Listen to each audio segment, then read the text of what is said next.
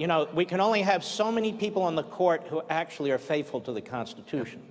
So what steps might they take?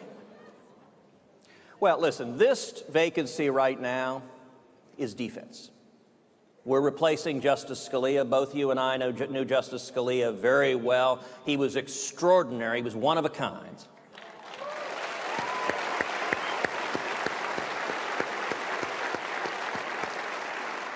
By the way, I have to tell a quick Scalia story just in honor of the great jurist, which is in the early to mid-1980s, then Judge Antonin Scalia was on the D.C. Circuit.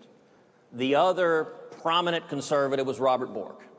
Reagan was in the White House. Everyone knew one or the other, either Scalia or Bork, was likely to get the next vacancy. They didn't know who it was going to be.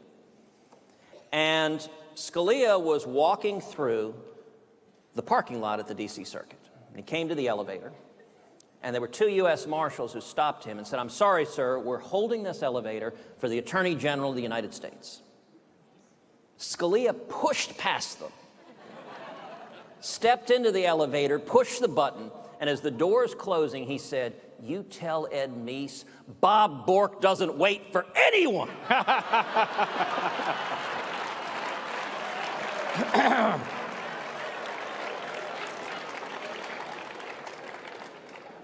And in '86, Reagan nominated Antonin Scalia. The Scalia seat is defense. We're not going to get any better than Justice Scalia. The best we can do is preserve constitutional victories like upholding the Second Amendment, like protecting religious liberty. But we're not going to get any better. This summer, I think we'll have another Supreme Court vacancy this summer. If that happens, as much as the left is crazy now, they will go full Armageddon meltdown. Because the next vacancy is where we have the ability to get back and restore our basic constitutional protections. And to give an indication of just how much impact common sense policies can have, let me actually shift for a second as we wrap up from the Constitution to a basic priority, enforcing the border. So this week I was down at the border, was down in McAllen, joined the Border Patrol, did a air patrol up in the plains. All right, folks, we want to come back to the floor just outside the CPAC main hall, where we have a very, very special guest with us. That's Senator Jim DeMint, who's the head of the Heritage Foundation, just spoke. Senator, it's great to have you on. It's great to be with you. Thanks for all that you guys do. You're really the cornerstone of conservatism in the country, so I appreciate it. Well, you are a great purveyor of conservative thinking in America, and your organization, Bill and I were talking about it, has just been phenomenal. Where do you, I mean, we're a very different CPAC this year than we were last year. Oh, yeah. Your vision for the future now? Guys, this is an opportunity of a lifetime for our ideas to actually make a difference. I don't expect it to be perfect. President Trump is not so much ideological as he is practical. It just so happens that conservative ideas are very practical. They work. Our job is to convince him that our ideas will make life better, make our country great again. So conservatism now is in a good spot to demonstrate to America that our ideas will make their life better. So that's what we're committed to at Heritage, is to win the hearts and minds of the American people so that the right ideas can actually get through Congress. Well, you've worked inside the New York, the United States Senate for a very long time. When you look at the slow pace of the Senate and even the House, I've been critical. Right now, we have an opportunity. Our time in history, we have never seen it like this before. I'm worried they are sitting back on their heels and not pushing at a time when we need to be moving forward. I'm very worried, too. The Obamacare repeal should have gone through the first week. They passed a bill before. Every Republican in the House and Senate had voted for it. The only way to get to the point where we can begin to improve our health care system is to remove this cancer from it and then move ahead. And I'm concerned about the nominations. The Senate should be working weekends, 7 days a week, until the Democrats stop stalling. And they will stop. if you make them work weekends, if 7 days a week, eventually they say, well, let's take 20 at a time or 30 at a time. But the way they're doing it now, the Democrats can string them out, go home for 10 days of recess, come back for a week or two, take 2 more weeks. We can't do that because we're losing momentum. What is your thoughts on the filibuster doing away with the 60-vote rule? I've heard very strong constitutionalists, and no, it's not in the Constitution, but say there is a real reason for the 60-vote rule. I've heard others say the Democrats wouldn't play fair. We ought to just blow the thing up. Where do you come down on that? The filibuster is a good rule in most situations. The problem now is the Democrat Party has become so locked into representing basically government workers and government unions that anything we do to achieve a compromise that may reduce the growth of the government or spending is anathema to the Democrats. So I don't know how this can be resolved, but fortunately most of the nominations can be done with 51 votes, but the Democrats are making Republicans run out the whole clock, which can be 3 days for each nominee. There are more than 400 that still have to be confirmed. So Mitch McConnell just needs to play tough and keep them there 24 hours a day until they get this done.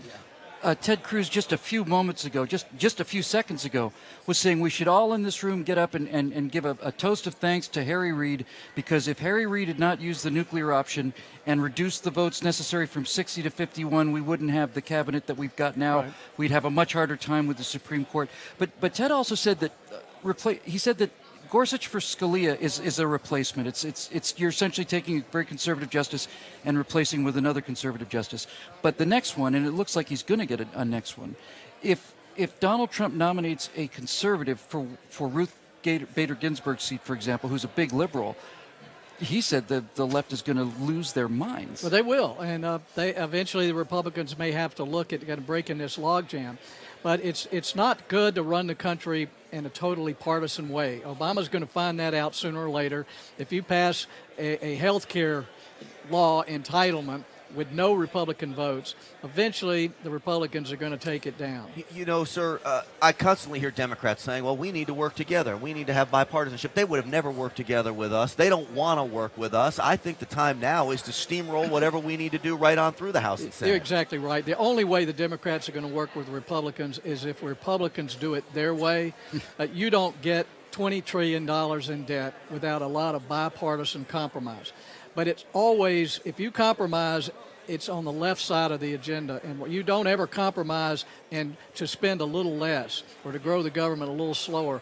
I never saw a compromise like that. So when they talk compromise in the Senate, they're talking about doing it the Democrat way. Yeah, I had talked about this. I told the story, and I have to tell you this story because it really is an honor for me to be sitting here with you. I ran for Congress against a Republican incumbent, and the paper endorsed my opponent. And they didn't endorse me. Do you know why, sir? Me, I know. They called me a Jim DeMint conservative. And I said, you better believe it. So for a non-endorsement, it was about as good as I could get. Well, I'm honored that they connect us too, and I think you just have to fight for the right ideas and not try to get where the pollsters tell you to be. Sometimes you win, sometimes you lose, but even in losing, you're breaking some ground for other people. And now what you're doing, I think, is building support for good ideas. So, do you think you have more power now doing what you're doing in the Heritage Foundation than you did as a United States Senator? No question about it. I mean, the senators listen to me more than they did when I was a senator. I can work with the House people. The president wants to work with us, and American people believe me more because I'm not a politician. Well, I don't need their vote anymore. I'll tell you what, sir, we believe you, and thank you so much for coming on. It's a pleasure having you on this program. And the great work you do. Thank you. Great to see you. Absolutely. So, as we say goodbye to Senator Jim DeMint, the head of the Heritage Foundation and doing great work over there, we await NRA's Dana Loesch. She's a great commentator for us, a regular on Stinchfield. Every morning at 11 Central Time, she comes on the program, and so she's been invited to speak.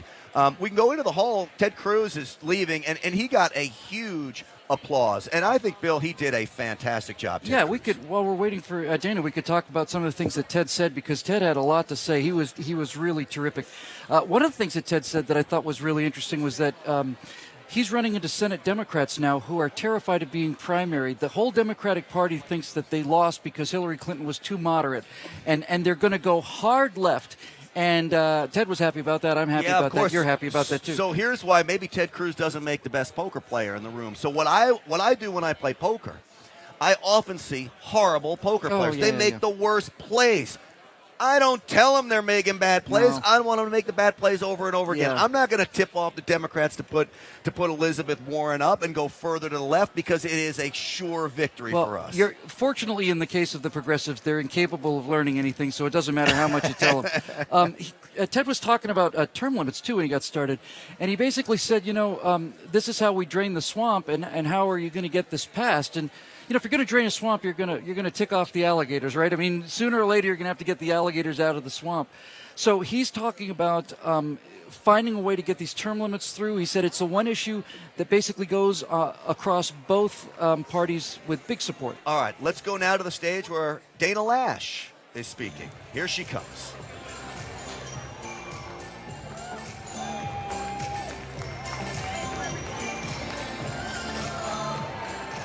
Hey guys. So what a task to follow the great one and then Senator Cruz, right? Thank you guys so much for being here. All right, there are a couple things that I want to talk to you guys about. First off, maybe you heard that, and I'm actually pretty stoked about this. They just announced this week a pretty cool position that I am so proud and honored to have with a group that I have been a member and defender of since I was a kid, and that's with the NRA. So technically, I know, I love them too. I am the special assistant to Wayne LaPierre's Office for Public Communication and a national spokesperson for the National Rifle Association. The original civil and natural rights group of the United States of America. And I couldn't be happier because this is such an important group. All right, so let me just get personal for a second. This is why I am on board with this group. A couple of years ago, I wrote a book called Hands Off My Gun. And I detailed why I do not want to be an unarmed victim. And let me tell you something. We have the Fourth Circuit Court of Appeals case that's going to be making its way towards the Supreme Court. We have midterms coming up. It still isn't. We always have to protect our natural rights. I had my life protected by a firearm.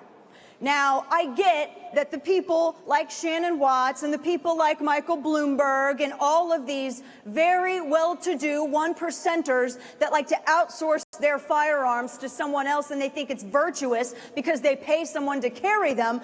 I'm not a frillionaire like Sugar Daddy Michael. So, and I don't think y'all are either. When I was a kid, my grandparents, because all my family's from the Ozarks, when I was a kid, I was staying with my grandparents. Myself and my little cousin, we were in my grandparents' bed, and it was a late summer evening. Window was open, breeze was blowing through, and I was just about to sleep. I heard the evening news on. They were wrapping up their broadcast. And then I heard from out in the woods this wailing. It was this inhuman wailing. And at first, it didn't register with me. I kept thinking, well, maybe I'm having a bad dream. And it got closer and closer to the house. Now, down in the South, down in the Ozarks, my grandparents never locked their doors. They also don't put their guns up in these big, giant locked rooms. They keep them in wood cabinets with etched glass in the front, like a china cabinet, for guns. And this noise got closer and closer.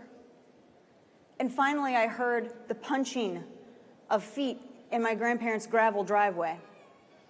It was my aunt, who had been beaten within an inch of her life, who was running away in the woods, barefoot and bloodied with broken teeth, because her felon of an SOB ex found her, beat her up, and told her he was going to kill her.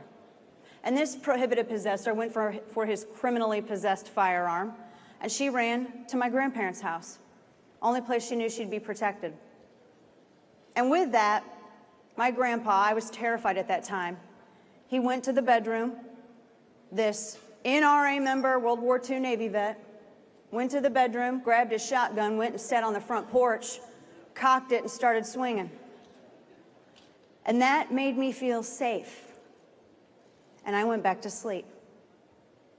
Now, when you call the law down from where my family is, on average, 911 call, 20-minute response time, even longer down there. It was about 35 minutes later that the law finally did come. And as it turned out, that abusive ex-con did actually drive to my grandparents' house, turned off his lights, but when he saw the silhouette of that old vet sitting on the porch with a gun, he thought better of it. And that's because the NRA protected his rights and they protect your rights. That's what it comes down to. And you know what? Everybody sits here and talks about a big tent. Let me tell you something. All my Ozark kin, they're all blue-collar voters.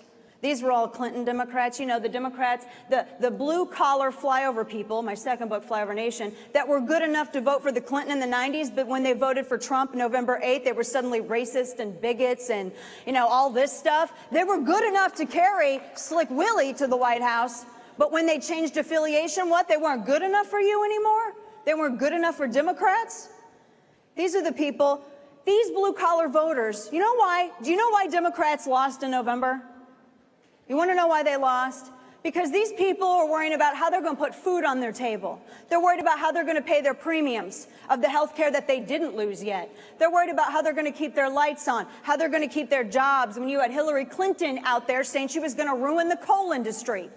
These people were worried about being blown up if they decided to go up to the city and go out to the mall because we have domestic terror incidents.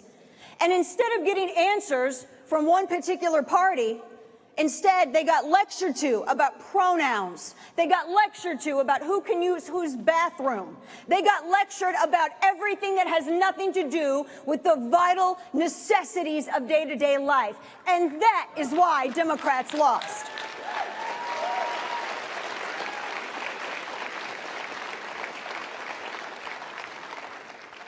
They are our bitter clingers.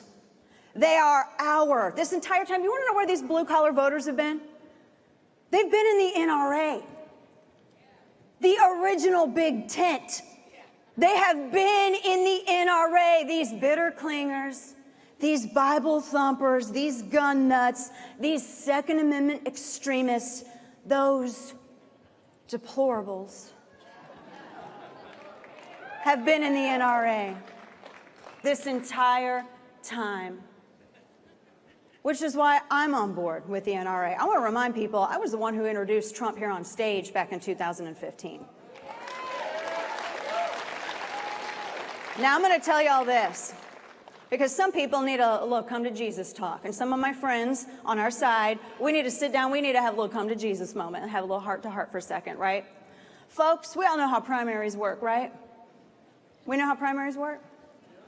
We all fight during the primaries. What happened with us during the primaries, do you know why it didn't affect me? Because that's my family reunion every year. Every Christmas, that's my table. Every Thanksgiving, that's my table. I have the amazing, wonderful, blessed DNA of being Irish, so go figure, an American Indian, and German because of my husband. So it's a little crazy. We fight during the primaries, but I'm going to tell you what. During the general election, you go to war with the soldiers you have.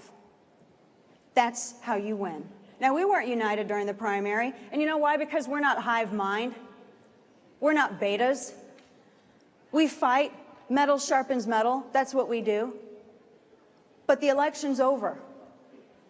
And now, I don't think that there's anyone who would say, whether they be lukewarm or never or totally pro-Trump, that they are displeased with what has been happening these first, 35, 36 days? Who can say they are never for Gorsuch? Who can say that they aren't for having a conservative Supreme Court justice? With that comes accountability. So let's not mess that up.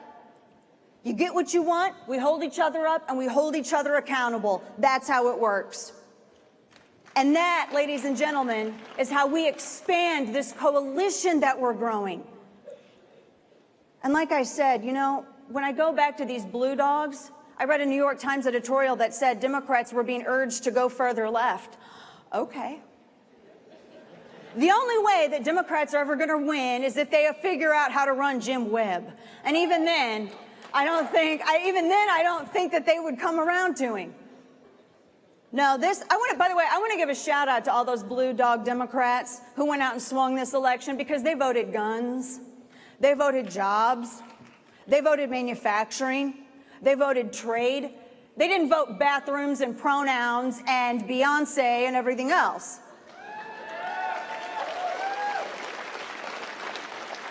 And you know what? Sorry, Democrats, we stole your girl. You know what?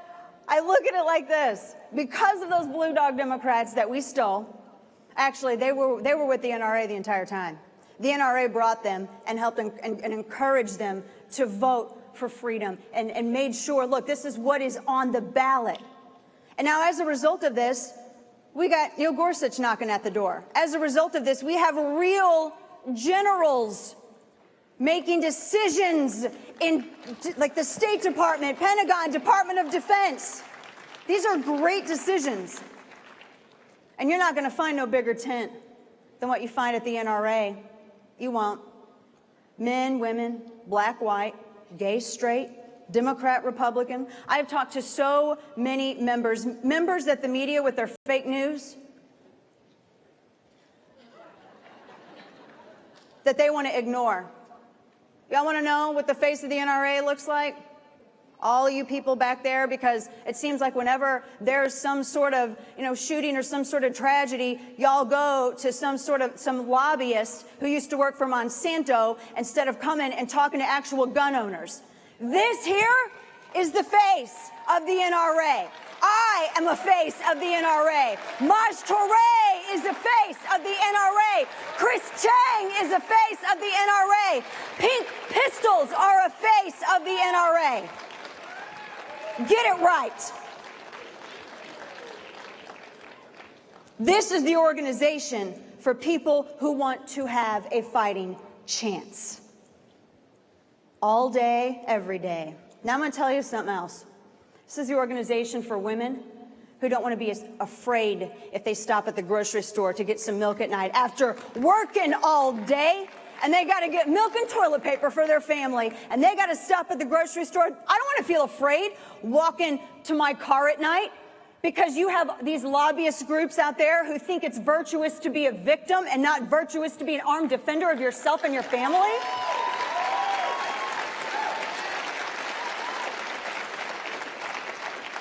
If you care about winning the midterms, because remember, Gorsuch doesn't change balance of power, but the next one will. Remember that.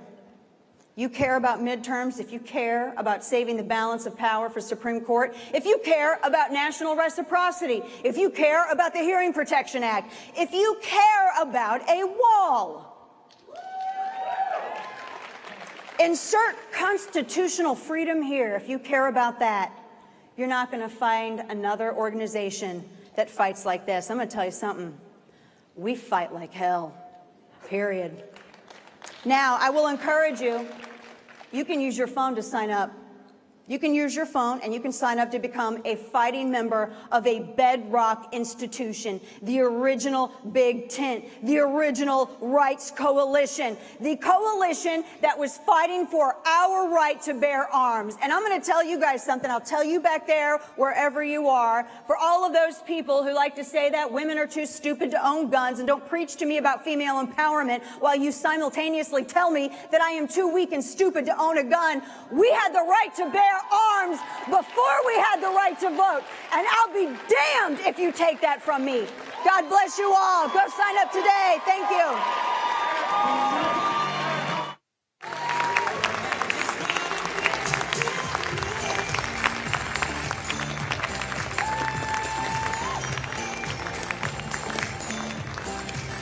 All right, so that is, we can now say the NRA is Dana Loesch, and she's a great friend of NRATV, and she comes on Stinchfield all the time, 11 o'clock Central every day, and then followed up at 12 Central with Bill Whittle coming on the show every day. Bill. Yeah, that Dana's she's a shy little wallflower, isn't she?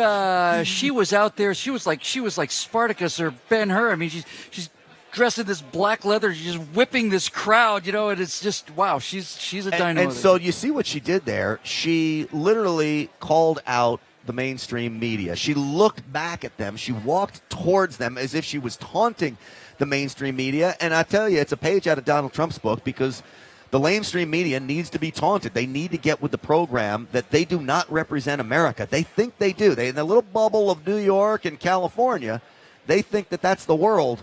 They are so mistaken. What Donald Trump has done is he has absolutely destroyed the press and Hollywood, because he's done the one thing that they never expected would happen, and that is he doesn't care. He just doesn't care. He doesn't care about what the press thinks. He doesn't care about what Hollywood thinks. He goes out there. If any other president, any other political figure ever, Grant, had ever been called out by Meryl Streep and said, all these things that Meryl Streep said at the Golden Globes, any other president, any other politician would have just ignored it. But he's, you're a overrated loser and a has-been, and you're friends with Hillary, and it destroys them. They can handle criticism barely, but laughter and mockery, they're finished. They're done. I'll tell you, and I'll admit, I have he's become a very good buddy. He comes on my radio program a lot. This is a correspondent for Westwood One, and he's a member of the mainstream media. He does a pretty good job of being fair and balanced, but off air, he's got his biases. And I will tell you that there are an awful lot of these reporters that just despise the notion of Donald Trump. They can't fathom it. They don't understand what the American people were thinking.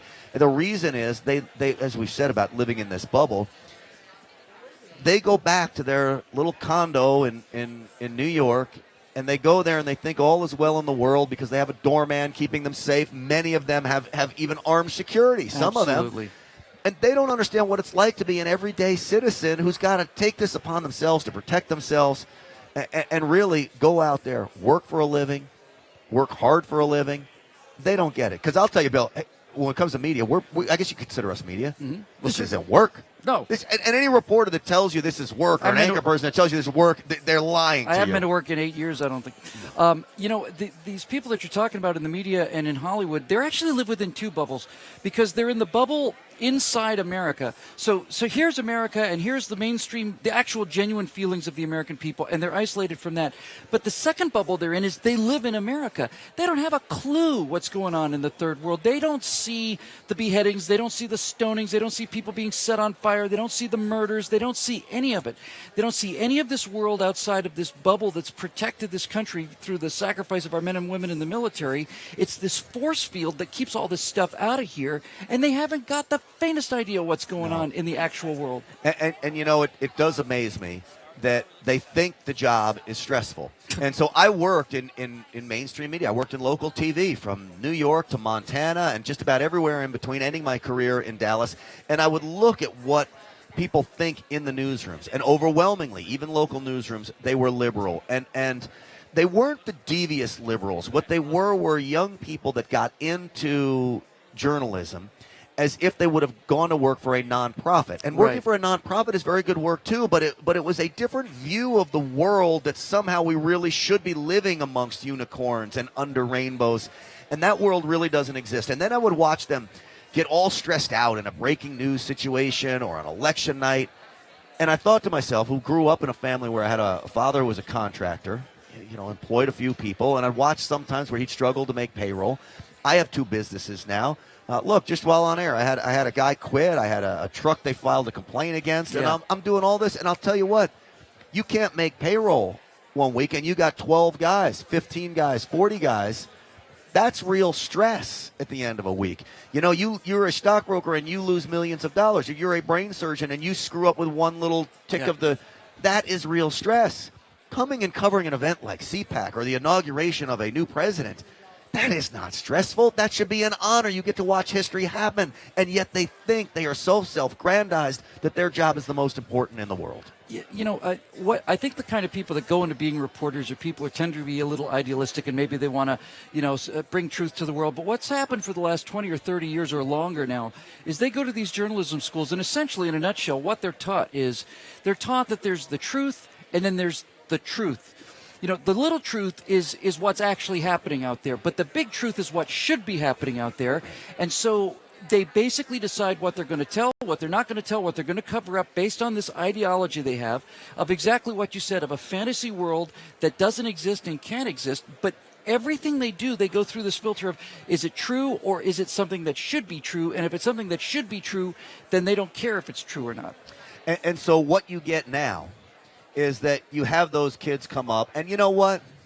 In some respects, I'm happy we have people in the world that have somewhat of a fantasy view of things, and maybe it keeps everybody a little calmer. As they grow up, they start to realize the real world. Most of them end up becoming conservatives Right. and Republicans. The problem, what I've seen in journalism, is so you get the kids with the fantasy view, and they mean well, and they want to help people that don't have a voice, and all those are noble causes. The higher up you get in media, the more devious it becomes. And you become where you have bosses, news directors, higher-ups, general managers who push this liberal thinking in newsrooms across the country and certainly at a national level. And they infect these young journalists' minds that this is the way to do it, whether it's liberalism, whether it's sensationalism. And I'll tell you, sensationalism sells. You can still entertain without being sensationalistic. And they push all of this on these young journalists. And then what happens is, when you get to a big market, when you get to the national network, they become devious in the way that they push their liberal thought. And now they are not just uninformed or misinformed. They're lying. They're lying. Yeah. And they are working for the opposition party. Absolutely. And I had a chance to talk to a member of the LA Times a long time ago, 2003 or 4, something like that. And I questioned this guy about his liberal bias. He says, well, yeah, that's all. All that liberal bias, though, is canceled out by our editors. Our editors, you see, cancel out the bias. And I said, well, first of all, your editors come from reporters, so your editors are as liberal as you are.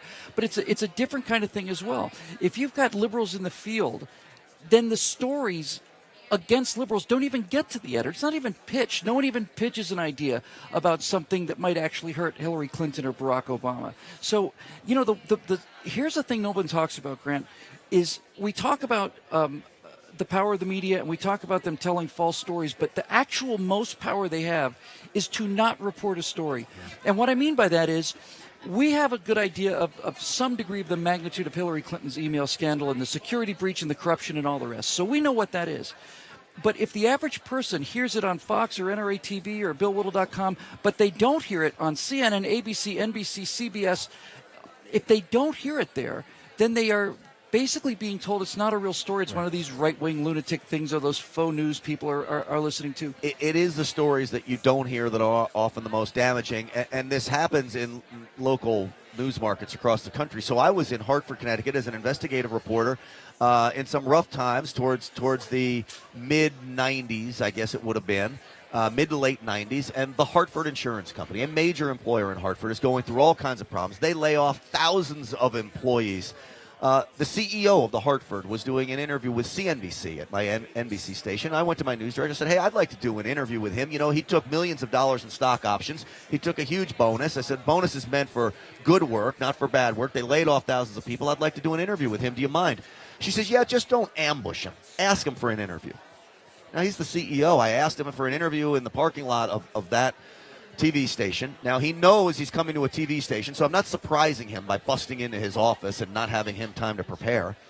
And I asked him about those very things. You laid off all these people, thousands of people. The economy is struggling. You took millions in stock options.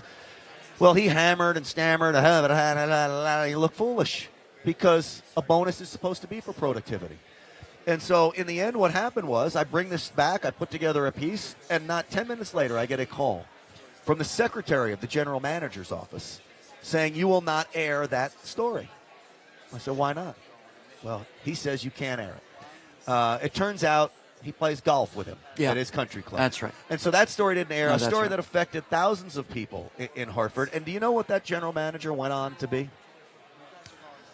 This general manager or vice president of CNBC. Yeah, what a surprise. And so you think you're getting the story on financial news from CNBC? I don't think so. It's all part, you know, we did a story just a couple days ago about this make-believe alternate universe where Hillary is president. It's a website that the progressives have, and they can go and see articles about President Hillary Clinton and so on, and it's easy to make fun of.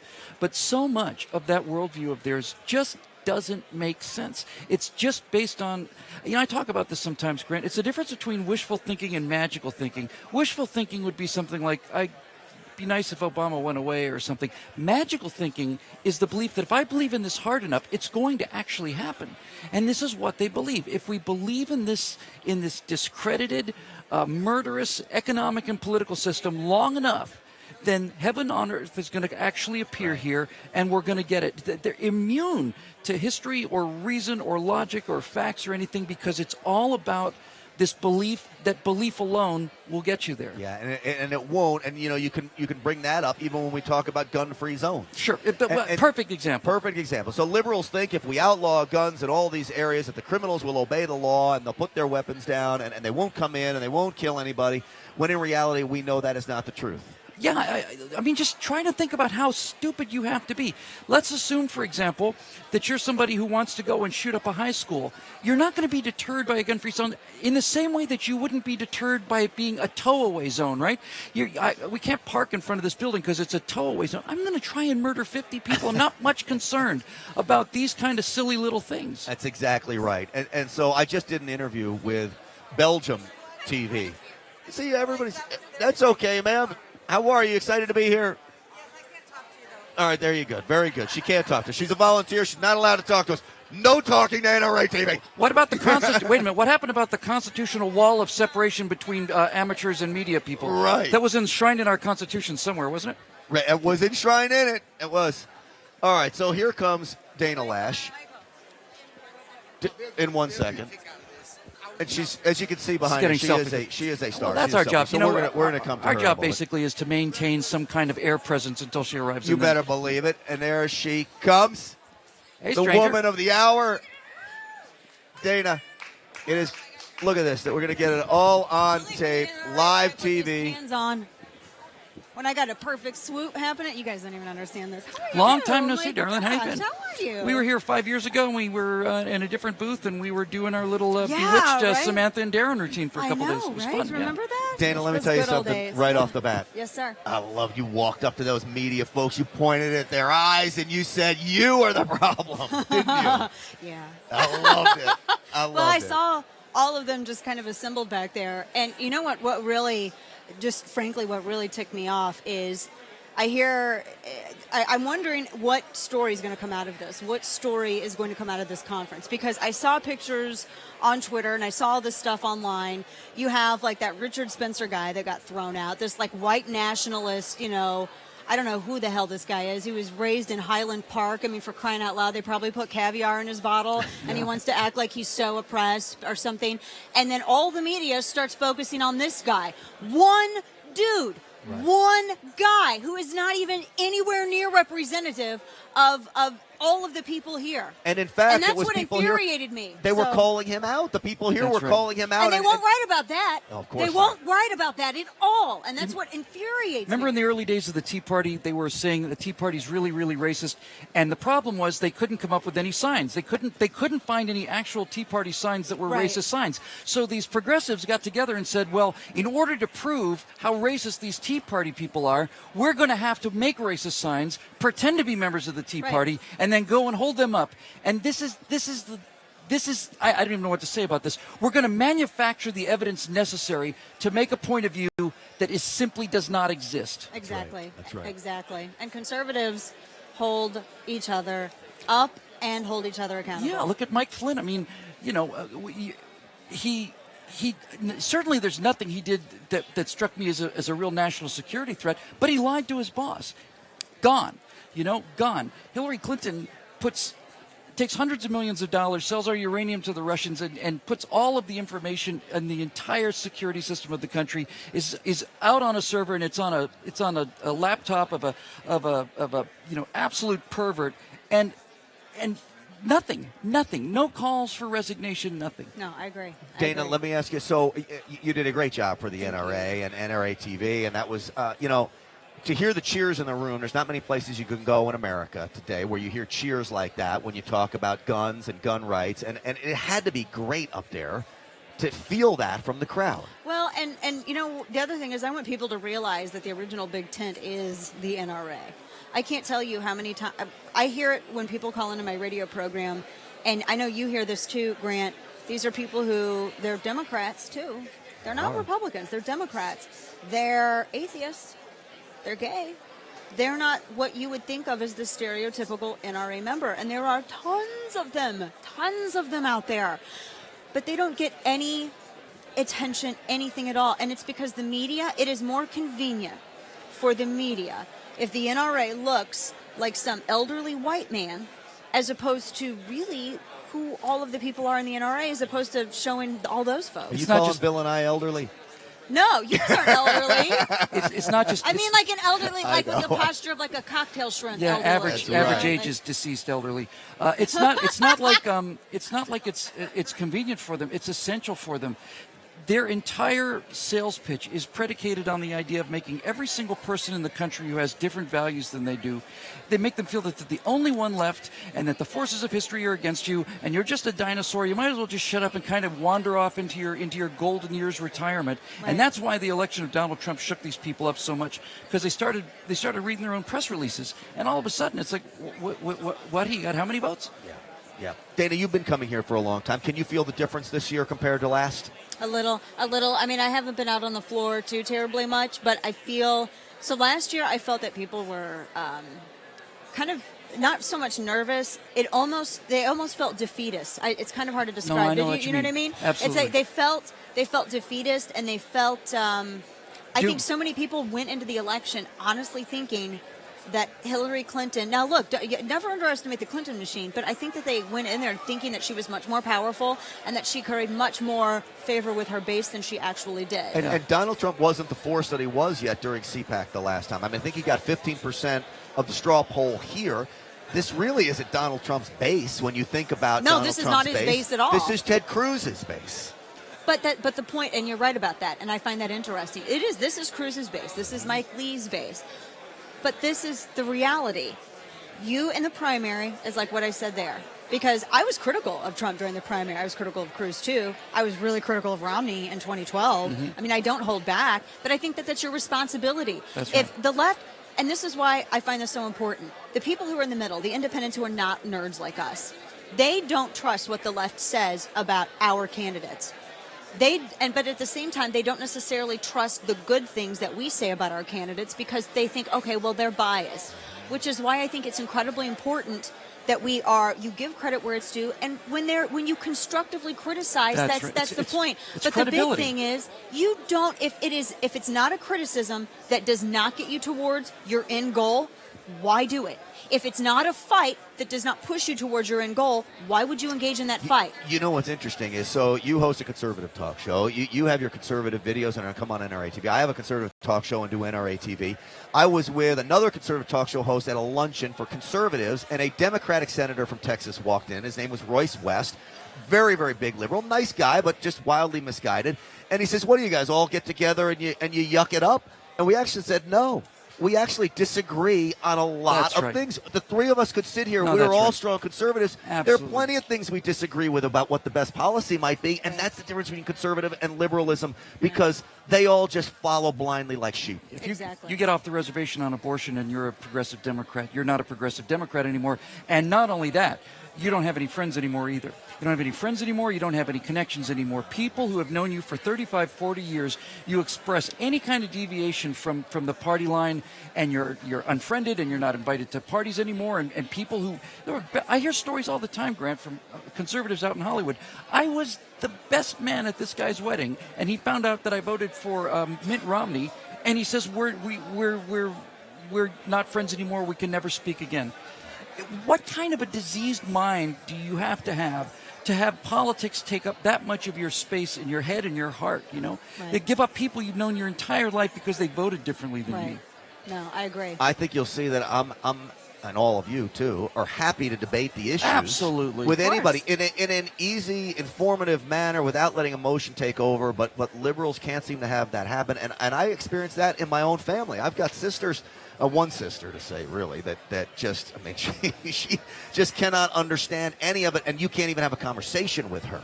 Right. No, I know. Well, all of my family, I'm sort of the, it's weird. I think up until this election, I was sort of the black sheep in my family because I have one other cousin. And I mean, we're a huge family. I mean, huge. I have like 33 cousins. Good Lord. So it's a big family. Right. Me and one other.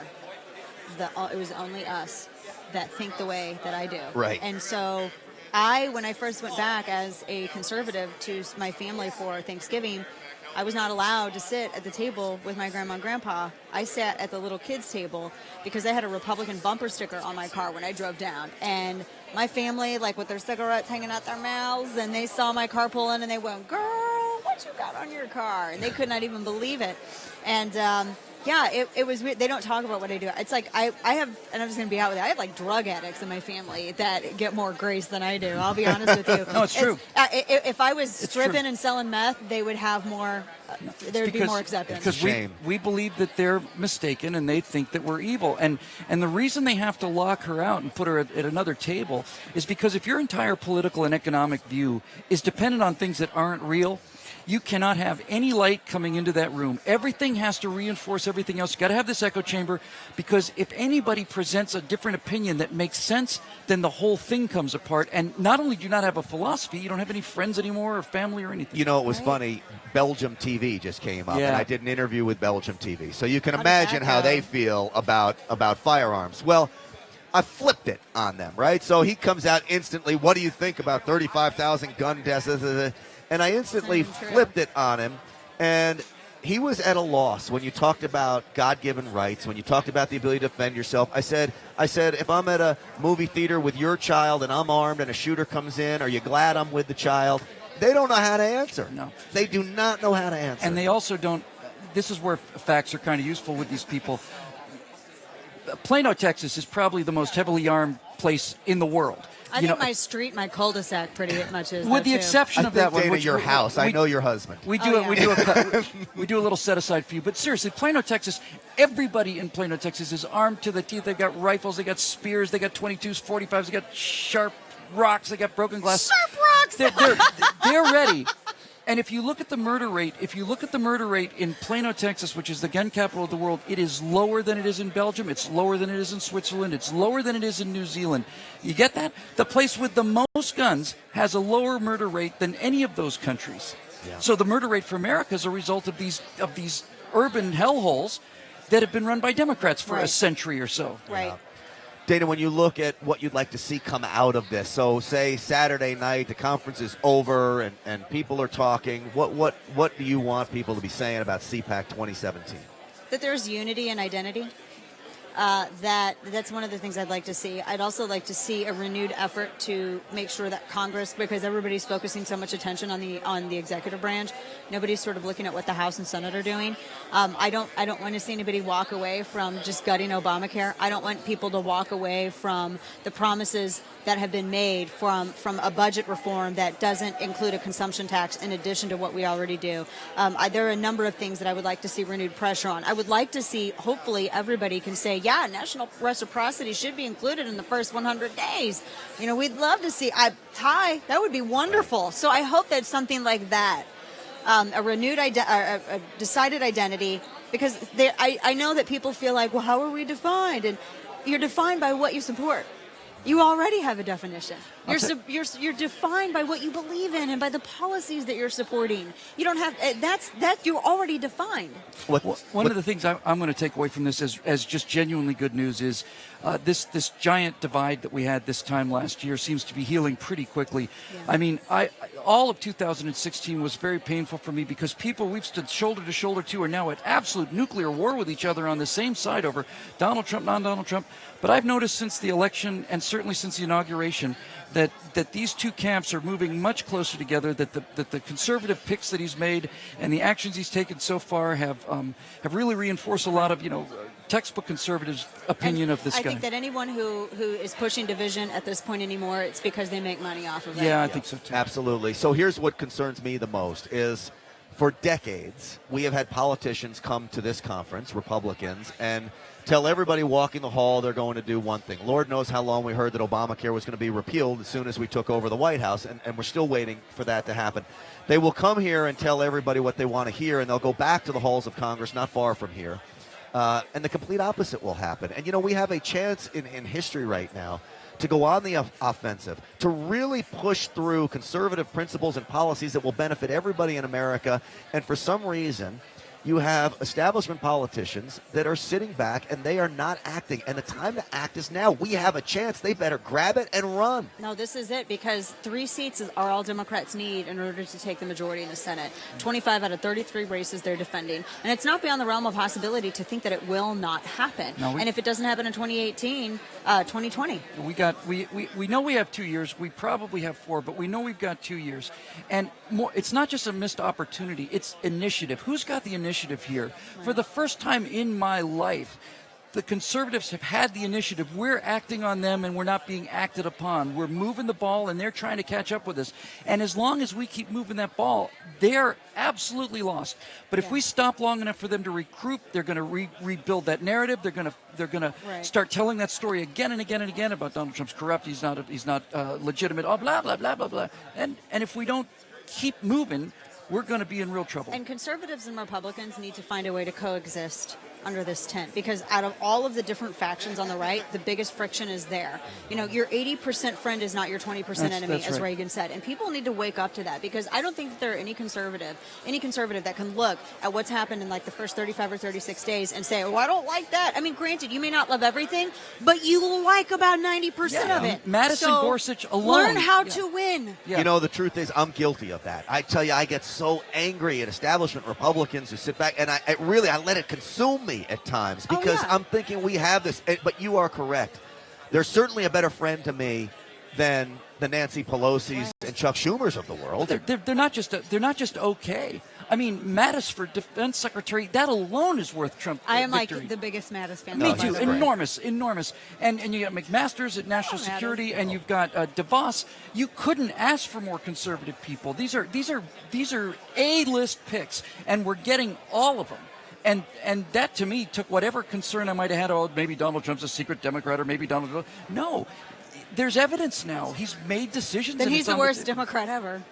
Okay, great. I'll take that. Be polite, be respectful, but be prepared to kill everyone you meet. But a great line from Mattis. I mean, it doesn't get any better. Everything that comes out of his mouth is a quote for history. I'll tell you, my favorite is actually a little better than this. Right when the tide in Iraq was starting to turn and the surge was starting to work, Mattis went and talked to a bunch of Iraqi tribal leaders, and he basically came in there, very humble, genuinely humble, and he said, listen, I come to you in peace. I'm not bringing my artillery with you, and I'm begging you with a tear in my eye, if you F with me, I will kill you all. Right. And he said, what they do here, they will write about. What we do here, they will write about for thousands of years. And that's a language that they understand. Yeah. That's right. Yeah. That's right. So what's on the agenda for you here now? Any more speaking engagements? I do some meet and greets, and I'll have a couple of interviews in that, and then if there's any protesters, which I really disappointed in that, because I always look for trouble immediately. Yeah, you know, you and Andrew Breitbart, the only people I ever knew that looked for trouble. I miss him very much. We would immediately get to a place and be like, okay, where can we go and get into a fight? Right. Like, where can this happen? Do you remember when it might have been at CPAC where there was this a lot of people protesting Breitbart, and Andrew went out and got some roller skates and roller skated. It was in L.A. Was it? Yeah, that was in L.A. And then he told everybody, "Would you like to go to Applebee's? Let's all go to Applebee's." Do you know? Do you remember what I told the young man here, the college kid? Mm-hmm. I said, as you go through life, learn to thrive off confrontation. Yeah, it makes you fit. And you don't have to attend every fight to which you're invited, but you do have to attend all the smart ones. There you go. Very, very good. Very, very good. That almost was like Mattis level. It's not quite, but no, it's up there. Well, you need to drop a couple F-bombs and threaten to kill people, and you got a Mattis. Don't make me kill you. A Mattis quote and then that's generator. like gets it better. Yeah. Can you imagine that 3 years ago, 2 years ago, 1 year ago, that we're talking about national reciprocity and things like legalizing suppressors in America, not legalizing, but make it easier to buy them. It is amazing how far we've come and how short a time it takes to get there, to talk about that. I mean, look, I know you carry, I carry, and I'm in Maryland, and I can't carry here. And this is a prime example. We say some controversial things. We all do. mean, heaven forbid. You know, we say, like, Constitution. Yeah, it's scary. But we don't lose our First Amendment rights when we come into Maryland, so why do we have to lose our Second Amendment rights? And I had nothing to protect myself. You know, Bill had a little too much to drink last night. I figured I was going to protect him. I got to protect him. I'm standing there next to him. I said, Bill, I got you. If anything you guys happens. have cameras going when this happens? Please tell me. I didn't have too much to drink. Everybody around me was not drinking enough. I'm teasing. No, we had a blast. We had an absolute blast, and it was fun being around people who get it. And you're right. the world has just changed so dramatically and so quickly. I still can't believe it. We got it all. We've got it all. We got the presidency. We got the Congress. We got the courts. I do wish that we would get. I do wish that we would get the suppressor situation. Because the arguments that I've seen against it from some of the anti-gun groups, how they say, well, Bill, how are you going to hear the bad guys coming? If they're shooting at you, you can hear them. But if they put that suppressor on, you can't hear it. By the time you hear it, you know why? The reason they say this is because they are so ignorant of the facts that they think that a suppressor works like it used to on Man from U.N.C.L.E., Yes. That's what they think. It's not like that. No, it's nothing like that. And that's what they think. It's like, they don't know anything about anything. You know what? Here's what's interesting about this, Dana. As they get pushed more and more into a corner, they get more and more ridiculous. Yes. You were talking about the Fourth Circuit Court a minute ago. Oh my gosh. The definition. Dumbest ruling. Dumbest ruling ever. Did you read this? Yes. When you take that to the American people and you say the definition of whether you can have a weapon or not is if it's something that might be useful in war, then you can't have it. Well, on page 9 they were saying if it's like an M16. Because they were they bastardized Heller in their decision. They bastardized Heller, and they were saying, well, Heller made mention of an M16, so we're saying that if it's like an M16, my youngest son has a pellet gun that looks like an M16. Yeah. Is that because it looks like? Is that an assault weapon? And I'd rather have a pellet gun than nothing if I was in combat. If I had a choice of a pellet gun or nothing. There's so many things wrong with that ruling, and so many things that they misunderstood about the advent of the AR-15 and everything else. That's my point, though. They are now starting to look so ridiculous, don't you think, Rand? When they say, well, if the weapon might be useful in wartime, you can't have it. What kind of idiot says something like that? It's absolutely ridiculous, and it has nothing to do with the Constitution said nothing about weapons of war in them. And so what I would say is that the liberals need to wake up to reality, and that gun owners in America are some of the most responsible people of course they are. On earth. Gun owners in America are the most responsible people on earth. You know who would talk about that Fourth Circuit Court ruling? Because aren't you going to be talking to Senator Cruz coming up? Yes, hopefully. He filed I think he may be on his brief. way here. Well, if you want, I can fly out like a spider monkey and grab his ankle. Him. But because he filed the amicus brief in the Heller decision, and he was also very vocal about the Otis McDonald fight, the handgun ban in Chicago. And I'm very interested in hearing what he thinks about the Fourth Circuit Court's logic and the reasoning that they had for that, because that's something, Grant, that's going to go towards the Supreme Court. This is why having that balance of power, because Gorsuch is great, he's an originalist like Scalia, doesn't change the balance of power. Let's be honest about it. And you and I talked about, the importance of the Supreme Court, but we talk about activist judges all the time. So when you get to the heart of this ruling, what this was activist judges putting their own beliefs into law, and they usurped the duties of Congress, our rights, for their own beliefs. And they live in you want to talk about an alternative reality. Right. They are the ones living there. Ted said that the Fourth Circuit decision, and the Ninth for that matter, against the immigration executive order, he said they were utterly lawless. He said that at no point during those decisions was a statute ever quoted, no precedent, nothing. It's simply, I don't like this, so there you go. And this is how they're going to fight. And I think that the more they do this, the more the American people are going to realize that they're just kind of barking mad. So exactly. Now, one of the problems that Donald Trump will face is when you talk about appointing judges across America, senators have to approve those judges. So that means liberal senators still have the right to veto a judge offered up by a Republican president in Donald Trump. So they keep going back to Robart when we see that ruling about his immigration ban, and they say, oh, well, that was a Bush supporter. I mean, a Bush appointee. Right. Well, Bush appointed that judge in a state like Washington where he had to have the approval of Democratic senators. So just because it's an appointee doesn't mean all of a sudden we are going to change the balance of these courts and all of a sudden we're going to have true constitutionalists on every court. That is not going to happen. Exactly. No, and for that reason that a lot of people that you just described, a lot of people are not familiar with, that's how that process works. That's how those judges come to be, and that you have to pick from the pool that comes up in that state. And if it's, you have Democrats choosing, you're going to get Democrats. And you know who's not aware of it? The media. Well, they were first to say it's a Bush appointee. My understanding is that the Constitution says that at any point the Congress can simply declare the entire Ninth Circuit, no, you're all fired. No, You're that is- absolutely Well, there is fired. legislation. I know that they've been trying to push to divide that, because back when it was created, this was like, what was this, back in the 40s, where there were so few people that were out there in that particular district, because it goes all the way out to Guam, for crying out loud. There's no reason it needs to be that big. They can divide it up and create, I think, what, a 12th circuit? I think that's what they were That talking was about what they're doing talking with it. about. And so Congress does control how the courts are set up. If Congress wanted That's what to, we need to push for. it Congress could throw could simply say to everybody on the Ninth Circuit, "Thank you for your service. You're done." Right. And they have the power to do that. They do. Right. They have the I power to agree. completely rework the entire criminal justice system if they wanted to. I love that. Wouldn't So, that be great? yeah, now, I doubt but they ever have the guts You were to go. saying about this all day today. I mean, if we fought as long as we did for 8 years and all that we went through, only to find ourselves with a Republican president, a Republican Senate, a Republican House, and nothing gets done, then that is, where do you go from Right. there? You know. I agree. Well, we've seen Wayne LaPierre come out, and he's a friend of yours, and boy, he spells it out. It doesn't need very long to spell it out about the time is now, go on the offensive. Yeah. He needs about 30 seconds, and that man gets his message across. He sure Yes, does. he does. The original mic dropper. He is, isn't he? So I believe we're waiting for Ted Cruz to come through. It is interesting. You know, we haven't talked about this today. Facebook has a presence here. Do you remember I just last saw that. year? Yeah. Facebook Big did Facebook not line. have any presence here. They didn't give any money to this conference last year. Then they called the big meeting with conservatives. Is Now this a they're result here. of that? I believe this is a result of that, and I believe they gave about $120,000 this But year. I bet they got so slammed by people $120,000. who were so angry that conservatives were meeting with them. That's what I don't get. You cannot react that way. We have to be able to meet and talk with people who disagree with us, and we have to be able to compete on the battlefield of ideas. We cannot sequester ourselves away and think that we're only going to preach to the choir. Choir's the only people we're going to talk to.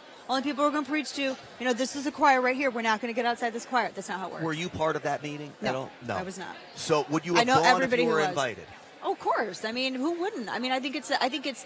I never ever will not go and miss an opportunity to plant a seed somewhere. Mm-hmm. The worst sort of evangelist is the one who doesn't go out and evangelize. You have to go out and do that. And I tell conservative leaders too, don't be afraid of the likes of MSNBC or CNN, that the most important place that they can Record go everything. on, maybe, the most important place they can go on are those outlets, because those are people you would be talking to that aren't normally getting the message that they need to hear. Right. And so Right, I no, know I you're a agree. big contributor to Fox News, and I love Fox News, and I watch them all the time. I But go on CNN too. well, that's the I'll place go on really you need to MSNBC. spend all the time, because the people I've watching gone on CNN. HBO. And around Bill Maher? How did that go? Did he treat you well? Yeah, it did. He tried to call me a teabagger, and I said, "Well, you know what that means, right? You're the baggee." Oh, God. Sorry. Yeah, I no, mean, no, no. But still, I mean, it needed to be said. No, I that's was it. like, I mean, That's if it. you're all right being in that position, Right. that's got- on you, dude. Oh, I'm not even going No, to you gotta ask kick- my follow-up question. Gotta I'm kick gonna- away I'm gonna their- skip the follow-up. Got to kick away their unearned moral superiority, and if you can mock them, they're finished. Whenever I argue with a progressive, the first thing I do, there's so many reasonable, rational things that you can present in a counter-argument, but that's not what I do at all. I go to, what part of this thing is he saying that makes him smarter than me and better than me? Right. And then I just go right after it. So the race says, you're the ones whose policies have destroyed black America. You're the ones who have had a vote plantation more pernicious than the entire slavery plantation system in the South. The Democratic Party left the Union to become the Confederacy. You don't get to stand there above me and tell me what a racist I am when it's your policies that are destroying these people's lives. It's you who are telling them they have to think the way their skin is colored, Right. and not me. And when you hit them in that unearned moral superiority, that virtue signaling, they just crumple like a little... No, I like a little agree. white ball. I totally agree. They can't handle that. One of the things that I often say is that it's important to listen to the other side. Not that you're gonna You need to go know to what the they're other side, saying. but you need to know what they're saying. And oftentimes, well, maybe not oftentimes, but every now and then, you might come away with a piece of information that teaches you something. I can't remember. I was one of you two that we talked about this on my show. So when I was in college, Gloria Steinem came to speak at my school. Huge film, the complete opposite side. But I said, you know what? I'm going to go listen to this woman speak. Her entire speech was useless to me, except one line. She said there are no mistakes in advertising. And I'll never forget that line. It wasn't even hers, but was it? you know. All right. Well, so she jacked the line. But but anyway, I walked away and I learned something. And so I go listen to the other side. Liberals here do not listen. They do not. They can't keep their mouths shut to just, hey, let's be respectful. Let's listen, see what they have to say, without throwing rocks at them. And if they have a compelling case that's backed up by fact and argument, I will change my mind. I would rather be right than consistent. Yeah. You know, if it turns out that I'm wrong about something and somebody has a compelling argument, I will move. And that is the essence of intellectual integrity. And that gets down to some of these individuals are more concerned about winning an argument than they are about being correct on principle. And that's what's unfortunate. Yes. All right, so Sheriff Clark came over and paid us a visit. He did. Talk about a great patriot and a guy for freedom. He is on a panel right now, so I want to go in and dip into that panel because anything this guy says is fascinating to hear. So let's do that. Sheriff Clark of Milwaukee County on a panel right now. To go to vote for president or for the Congress. And so 6 and 10 say they're very important. So that's why we're here today. And I am honored that we're going to start with Sheriff Clark. We're going to start in reverence for social media that gives us the power beyond the propaganda media to find the truth. And so in order of who has the most Twitter followers, guess who we're starting with? So Milwaukee County Sheriff David Clark is...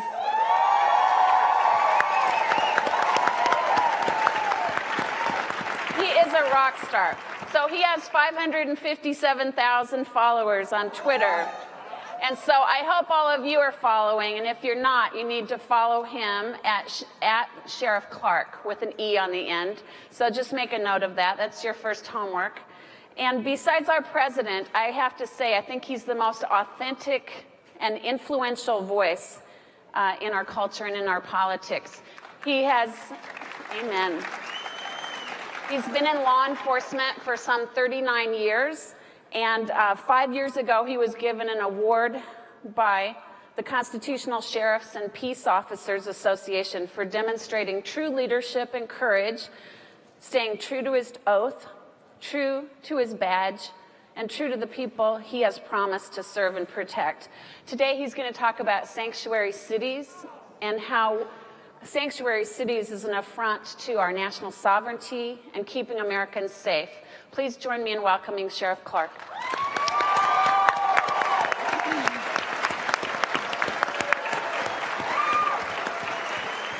Thank you very much. I mean, come on now, how cool is this? Right? To be here at CPAC with like-minded individuals that believe in this country, believe in the rule of law, believe in our Constitution, and staying anchored to it. I'd be remiss if I didn't take one brief moment to remind all of you that something you already know, Blue Lives Matter in America.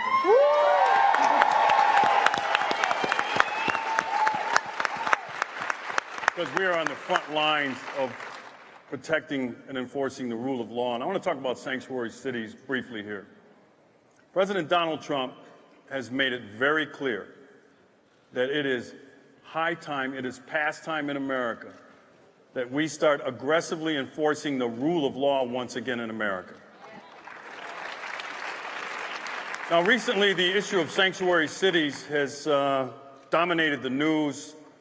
You all know what that term means, sanctuary cities, providing safe haven for people who have illegally crossed our borders, come into our country outside of the rules that Congress has set up for immigration. As many of you know, under the Constitution, Article 1, Clause 8, Section 4, I believe it says Congress has the authority to establish rules on naturalization. And the president's job, as you know, is to carry out the rules, the laws that Congress sets forth. So nothing that President Donald Trump is talking about, nothing is not already codified under existing law. If we need immigration reform, that's for the Congress to take out. But until then, the president took an oath. I was there, here, across the Potomac in Washington, D.C., and saw him take that oath. He said he would support the Constitution of the United States and enforce all of the laws, and that's what he's doing here. Now, a couple days ago, President Trump and Secretary Kelly at the Department of Homeland Security issued some new rules regarding the enforcement of immigration, and it employs the help of local law enforcement. Now, many of you know the federal government cannot make states enforce federal law, but they still have to comply with it. Sanctuary cities are havens for criminal activity. Sanctuary cities provide cover, if you will, for criminal illegal aliens to continue to prey on not only law-abiding people, but also illegal immigrants in this country. And here's why they're able to do that with impunity. Because if you were a criminal illegal alien and you rape, rob, whatever, another illegal alien in the country, it's less likely that they're going to report that because they don't want to be discovered to be in the country themselves. So we have a lot of underreporting and unreported serious crimes in America because of sanctuary cities. Now, you'll hear a lot of stuff, right? I mean, in this whole environment we're in, myths, propaganda, whatnot, as it relates to illegal immigration, because that's what we're talking about. But Donald Trump has made it clear as well. President Donald Trump has made it clear that's where he's going to start, the deportation of criminal illegal aliens, individuals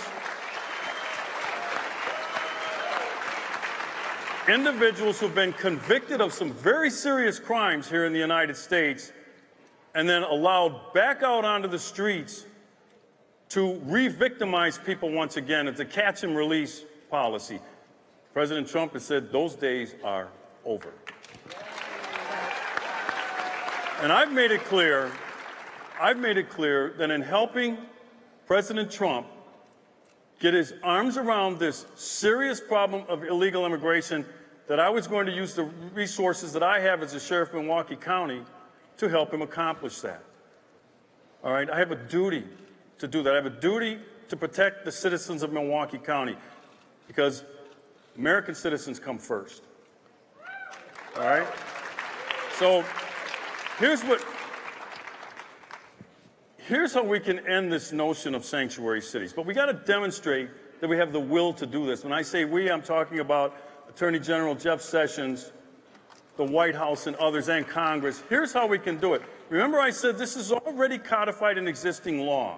And I'm going to quickly read that, and that's where I'm going to end. Here's how I would end sanctuary cities. There is a criminal federal statute to violate this law. I'm going to quickly read it. It's real, and it's easy to understand. It says, and I wrote this in thehill.com for those of you who want to go and read the whole article, but it says, I would start with USC 1324, which in part contains criminal sanctions for any person who, knowing or in reckless disregard of the fact that an alien has come into, entered, or remains in the United States in violation of law, attempts to conceal, which is what sanctuary cities are, attempts to conceal, harbor, or shields from detection, that's what sanctuary cities do, such alien in any place, including any building or subsection, encourages or induces an alien to come to, enter, or reside in the United States. That's what our universities, some of them are doing. Knowing or in reckless disregard of the fact that such coming to, entry, or residence is in violation of the law, or engages in any conspiracy to commit any of the preceding acts, aids or abets the commission of any of these preceding acts, shall be fined and imprisoned for up to 5 to 10 years. I'm telling you right now, folks, you charge one mayor, one governor, one council president that adopts these laws, this stuff is going to end right away. Thank you very much, and God bless you.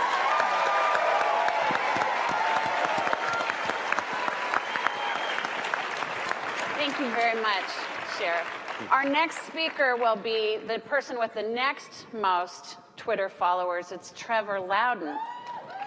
Trevor Loudon is on Twitter. Y'all should follow him at the @NewZealBlog. That's how you find Trevor Loudon, NewZealBlog. And he is from New Zealand, and so he has the cool accent. He has a cool movie out, Enemies Within, and you should all try to find that. And we are pleased that he's with us. He has a unique perspective on keeping America free. And he has been affiliating now, most recently, with Capital Research Center, who has a series of documentaries called America Under Siege, Civil War 2017. Their first piece was on the inauguration and all the paid protesters and domestic subversives that were part of bringing our country down and bringing President Trump to be delegitimized before he even took office. So without further ado, please join me in welcoming Trevor Loudon. Thank you.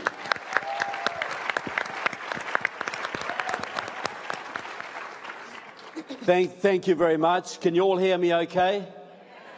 Can you understand the southern accent? Okay. Look, I have a perspective. America, all right, folks, so we are getting ready for Senator Ted Cruz to join us here. It's a great honor to have him.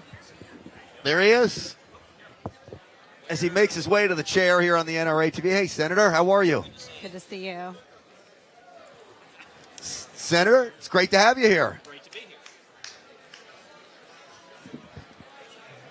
So, Senator, I was saying, this is your base. You won the straw poll here last year. This is your crowd, isn't it?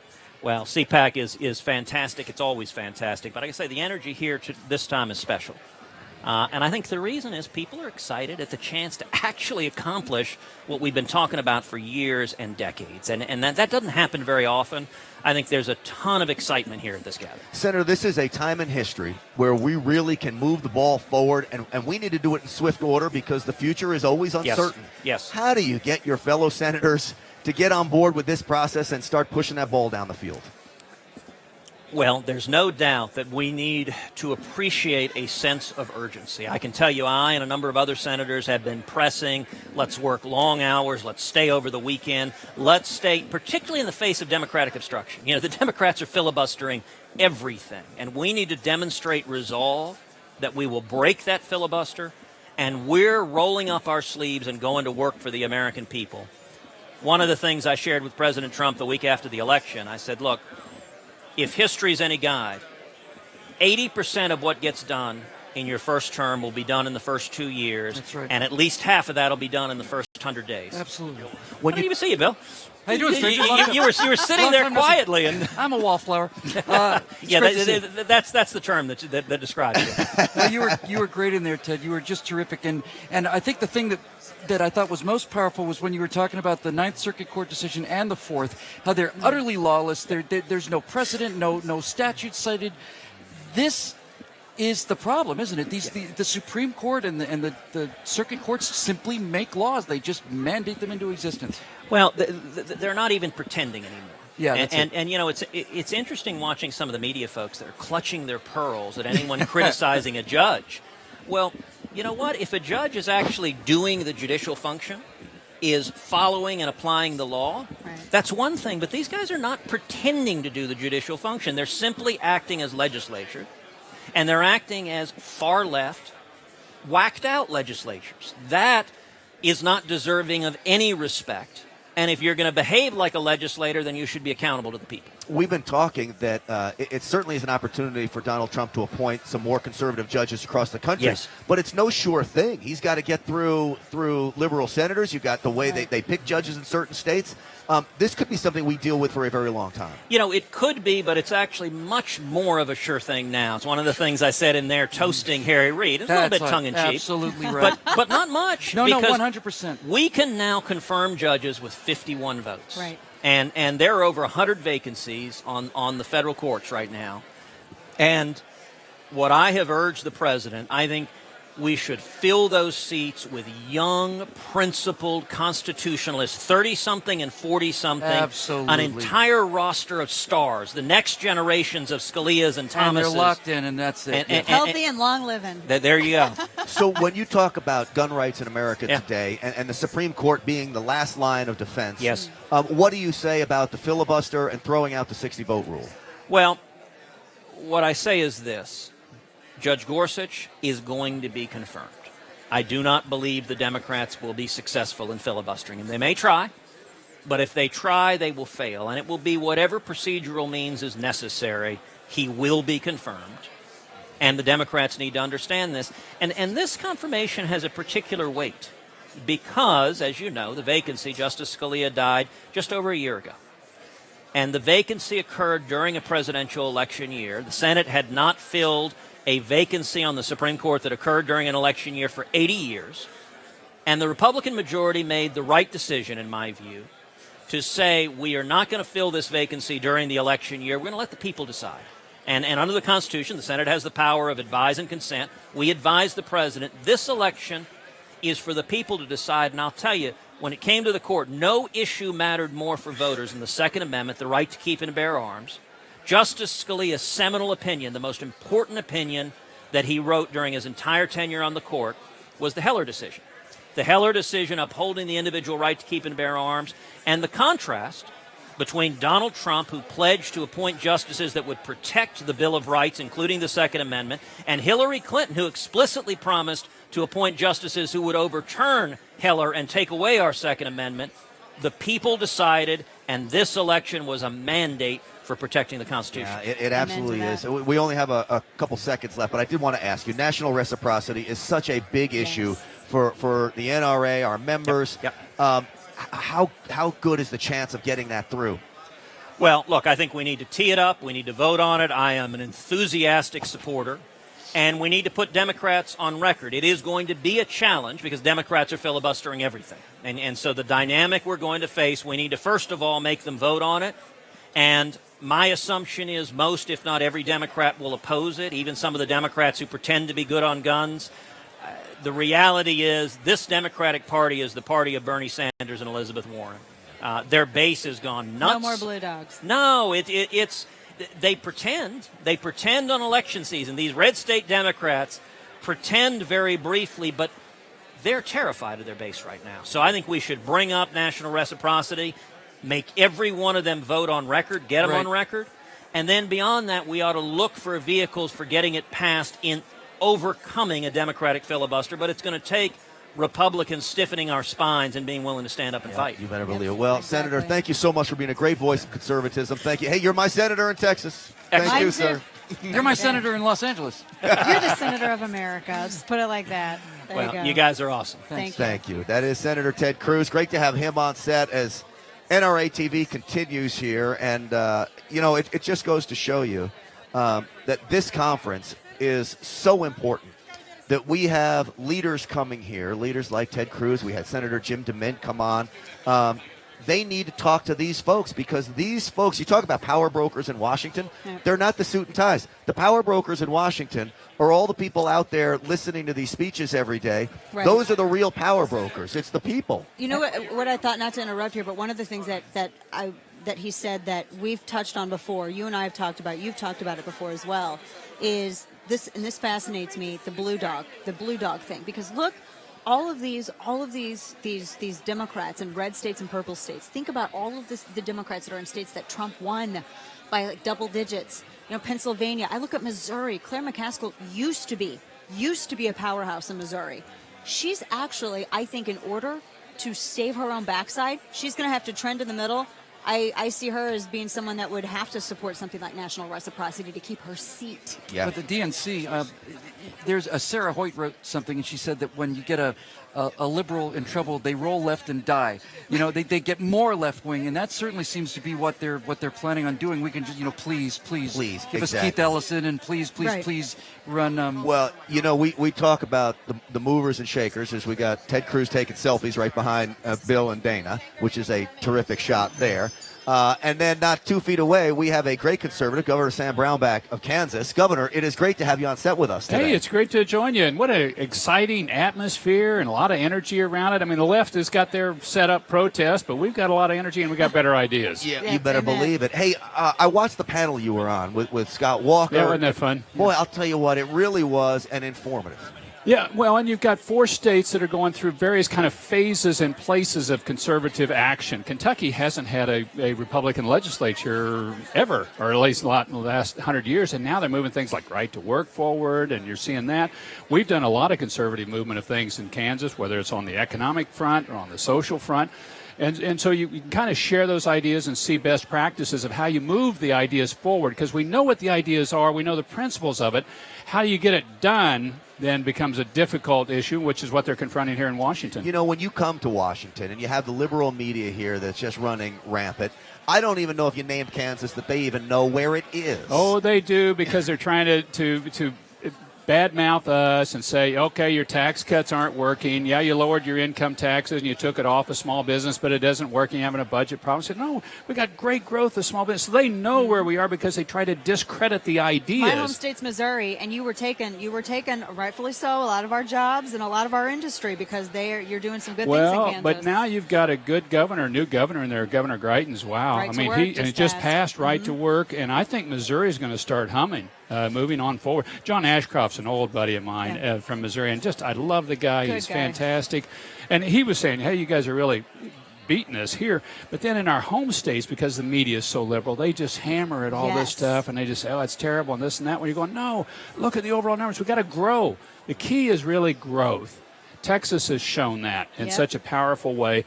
That's what Trump, I think, has got to do here more than anything, is get that growth rate up to 3% at least for the GDP. That's the big one, really. When you look at what's happened in Texas with that growth, and it's a big giant snowball that happens, because then you got people flocking, especially young people. There is nothing better for a state than to have young people moving. Yes, that's the key to it. And if you don't grow, then you're going to be declining. You're going to lose population. You're going to lose that dynamism.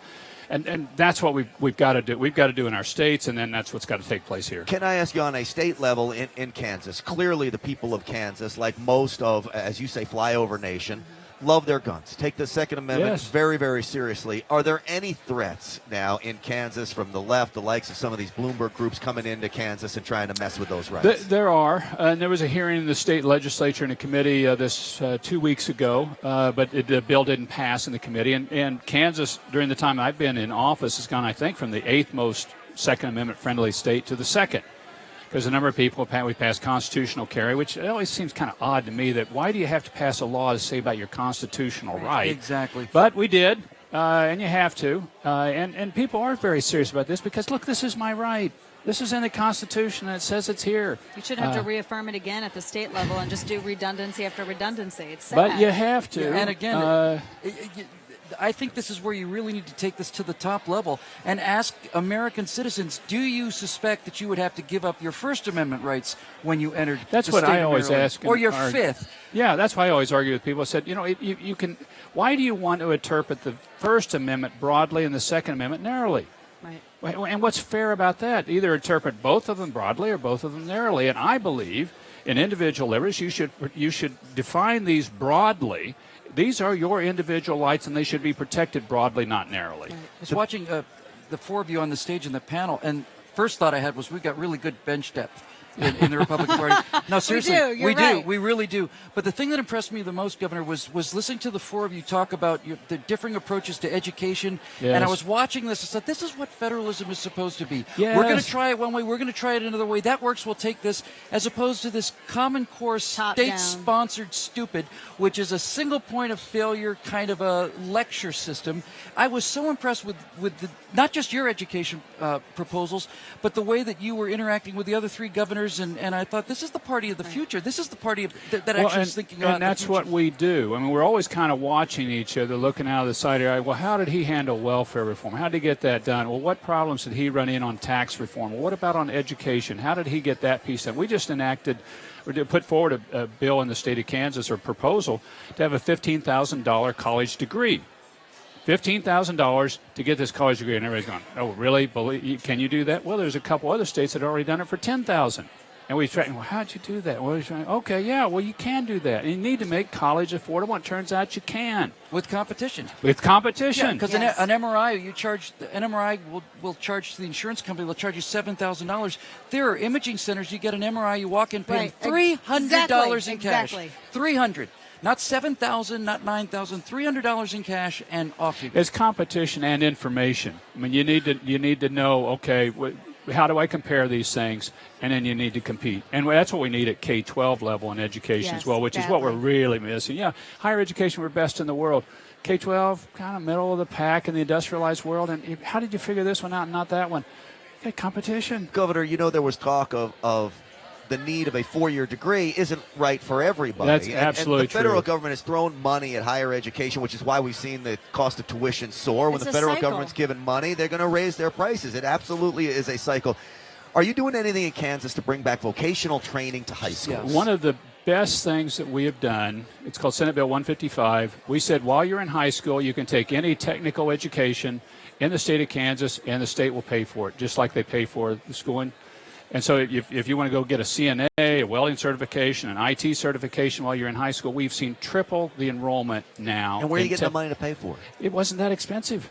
It was like $12 million. I mean, that's a lot of money, but if you're looking at the overall educational establishment, and on top of that, now I've got people that are technically trained that are making above minimum wage and paying payroll taxes at a higher level. This thing has been fantastic, and the parents are really pushing their kids to do it and saying, if you're not ready to go to college, get the technical certification so you can make $15, $20 an hour. If you're a diesel mechanic, a lot more than that. Those jobs And are then needed. they're We don't needed. have enough people to fill them. And it's not just above minimum wage. A good welder makes more money than most people with yeah. college degrees in absolutely. fields of literature, English, or so on. This thing has really exploded, and we need to do a lot more of it. And we need to have K-12 at the last several years of high school. You need to be able to start branching from there and saying, okay, I want to take all my general education courses for college while I'm a junior, senior in high school, or I want to get my technical certification, or I want to get my technical certification in CNA and start. Right. Yeah. And you Choices. can do that Yeah. now if you just get the system to open up and have the choices. Well, Governor, keep up the fight there in Kansas. We appreciate you sharing some time with us today. Happy to It's do a it. pleasure to meet you, sir. Yeah, good to see you guys. Nice to see you, Keep Governor. talking. All right, we're going to. You better believe it right here on NRATV. That is Governor Sam Brownback of Kansas, and really a voice of conservatism. The four guys on the panel were really all voices of conservatism, and what they're doing in their states is really pretty amazing. I loved what he said about, not to cut you, but about the vocational. Absolutely. And you know what struck me about all four of those governors were they just seem like regular guys. They seem like guys who had dealt with these problems in the real world. Now they're trying to deal with it in their state houses. Right. They're not these civil rights lawyers or something who've never figured out how to man a fry station or anything. And these guys look like they know how to make things work. There's this, and I know you guys have seen this, there is this prejudice against blue-collar work. Of course.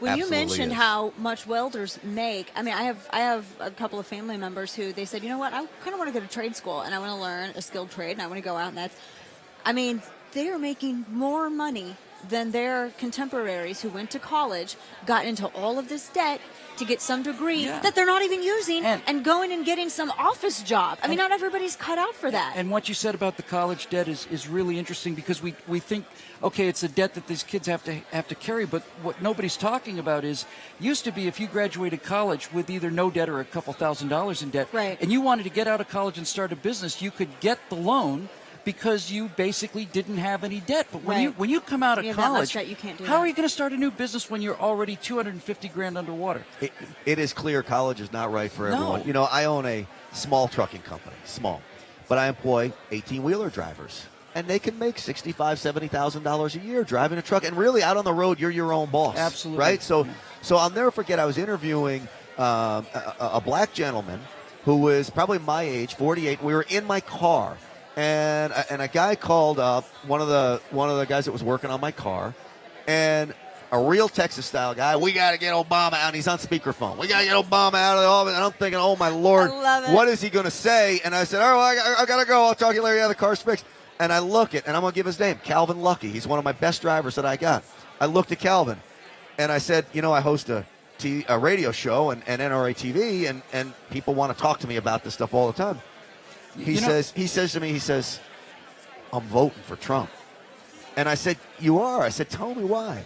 He says, 8 years and ain't nothing changed. Yeah, He says, I'm driving a truck for 8 years. They're giving cell phones out to people. They're giving people money in the mail. He says, I'm working as hard as I can ever work.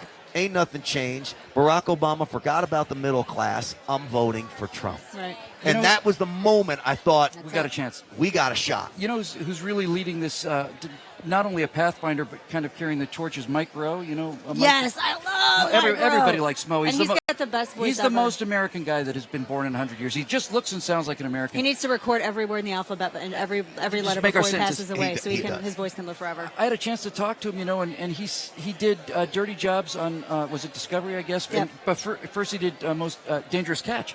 And he said, no one is speaking for the people that make our lives, forget comfortable, bearable. No one's talking about the people that take the sewer jobs. Right. No one's talking about the engineers that keep the bridges going or the water flowing. And he, almost by himself, has been tremendous about that. John Ratzenberger, too, said, you know, if we wanted to build the Golden Gate Bridge today, we couldn't do it. We couldn't build it. That's We a great don't point. know how. Right. It's a great point. All right, so, you know, we talk about interviewing cool people here. And people that are often underestimated and underappreciated, and that's members of our military. National security, a huge issue. So we ran into the commander of the USS Cole. It's tremendous. Here. How cool is that, right? And they all know, basically in Yemen, victims of a terrorist attack. So I got a chance to interview the commander, Leipold, and I want you to take a look at this. It's pretty cool. One of the great things about coming to CPAC is the people you get to meet here and the number of people from different walks of life and industries. And many of the things that people are talking about here is national security. There is nothing more important than building back up our military. And we ran across a great patriot, Commander Kirk Leipold. Commander, it's great to have you on the program. Thank you. Thank you for having me on, Grant. And so you were the commander on the USS Cole, a victim of a terrorist attack. Why don't you run me through just what that was like? Well, we pulled into a little port called Aden, Yemen for a brief stop for fuel. We expected to be there 6 to 8 hours. We'd been pumping fuel on board for about 45 minutes, and we had contracted for 3 garbage barges to come out. 2 had come out, 2 had left. Third one that came out, masqueraded as a garbage barge, came alongside the ship, which is why it didn't raise any alarm bells as far as security. And at 11:18 in the morning, it was a thunderous explosion. It literally blew the ship and lifted it about 8 to 10 feet out of the water. We slid back in, power failed, lights went out. And the crew, thankfully through their training, every system that could have told them what to do had failed. So they fell back on their training and did exactly what they were trained to do. They saved their ship, saved their shipmates, and they were either doing damage control to save the ship, triage to save their shipmates, or security to stop another attack. What was the casualties there? Ultimately and unfortunately, we would have 17 sailors killed and 37 wounded. Clearly, it was a touchy place to be, to say the least. What was your reaction when you heard the boom? Did you know exactly what it was at the time? We did not. I think like everyone else on the ship, I thought it was a fuel explosion. And within seconds, though, we had been moored right side to the pier and had been thrust up and to the right. If anything, being next to a pier, I should have been shoved left by a fuel explosion. So I immediately knew something had come alongside from the harbor side, and that's when I immediately knew we'd been attacked. I went back into my cabin, unlocked the safe, pulled out a SIG 229, loaded it, chambered around, decocked it, took a deep breath, and said, well, this might be your destiny, but when you head out, 2 things. Just, A, if you see someone that doesn't belong, make them duck first and don't leave an empty round in the chamber. Yeah, when you think about what happened that day, you have 2 concerns now. Well, maybe 3. You've got your men on the ship, men and women on the ship. You've got to figure out the ship doesn't sink, and how do you prevent that from happening? And you also have to defend yourself. Are you worried at this point, once you realize it's a terrorist attack, that more is coming? Absolutely, and that's why we initially would establish communications with the Yemeni Port Authority to ensure that at that point, any boat that came out to us, whether it was to render aid or otherwise, would be identified. We'd know where it was come. We'd know how many people were on it. We'd have communications with them so that we could absolute certainty identify them and make sure that they came alongside to help, especially initially with the evacuation of wounded. So what ends up happening as time goes by? You figure out what's happening. What is the ship doing? The number one thing we did was get the ship stable. That was our number one priority, because if you don't save the ship, everything else kind of becomes irrelevant at that point. So the ship was stable in about an hour and a half to 2 hours. The evacuation of the wounded was occurring concurrently with that. We would evacuate 33 wounded off the ship that first day in 99 minutes, and it's a testament to how well the crew is trained with medical life-saving techniques. Of those 33, 32 had survived. Wow, it's an amazing story, really. When you look at what happened to the USS Cole, and when we're talking with Kirk Leipold, who was the commander of the ship there, does Annapolis use it as a case study? They do. The midshipmen use it both as a case study for force protection, but also, more importantly, as a leadership case study so they can understand what it really means to have that foundation of integrity, to have the kind of honor and character that they need to develop as young men and women that are going to go out and defend our nation.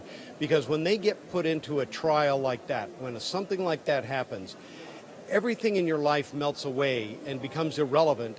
And like for me, it was, what do I have to do to save my ship? What do I have to do to save my crew? Nothing else mattered. So here's the toughest question. When you look back at it, do you say, boy, I wish I would have done X? In reality, Grant, I'll be honest with you, I never answered that question. I was put in those circumstances that day. I made the best decisions based upon the information I had.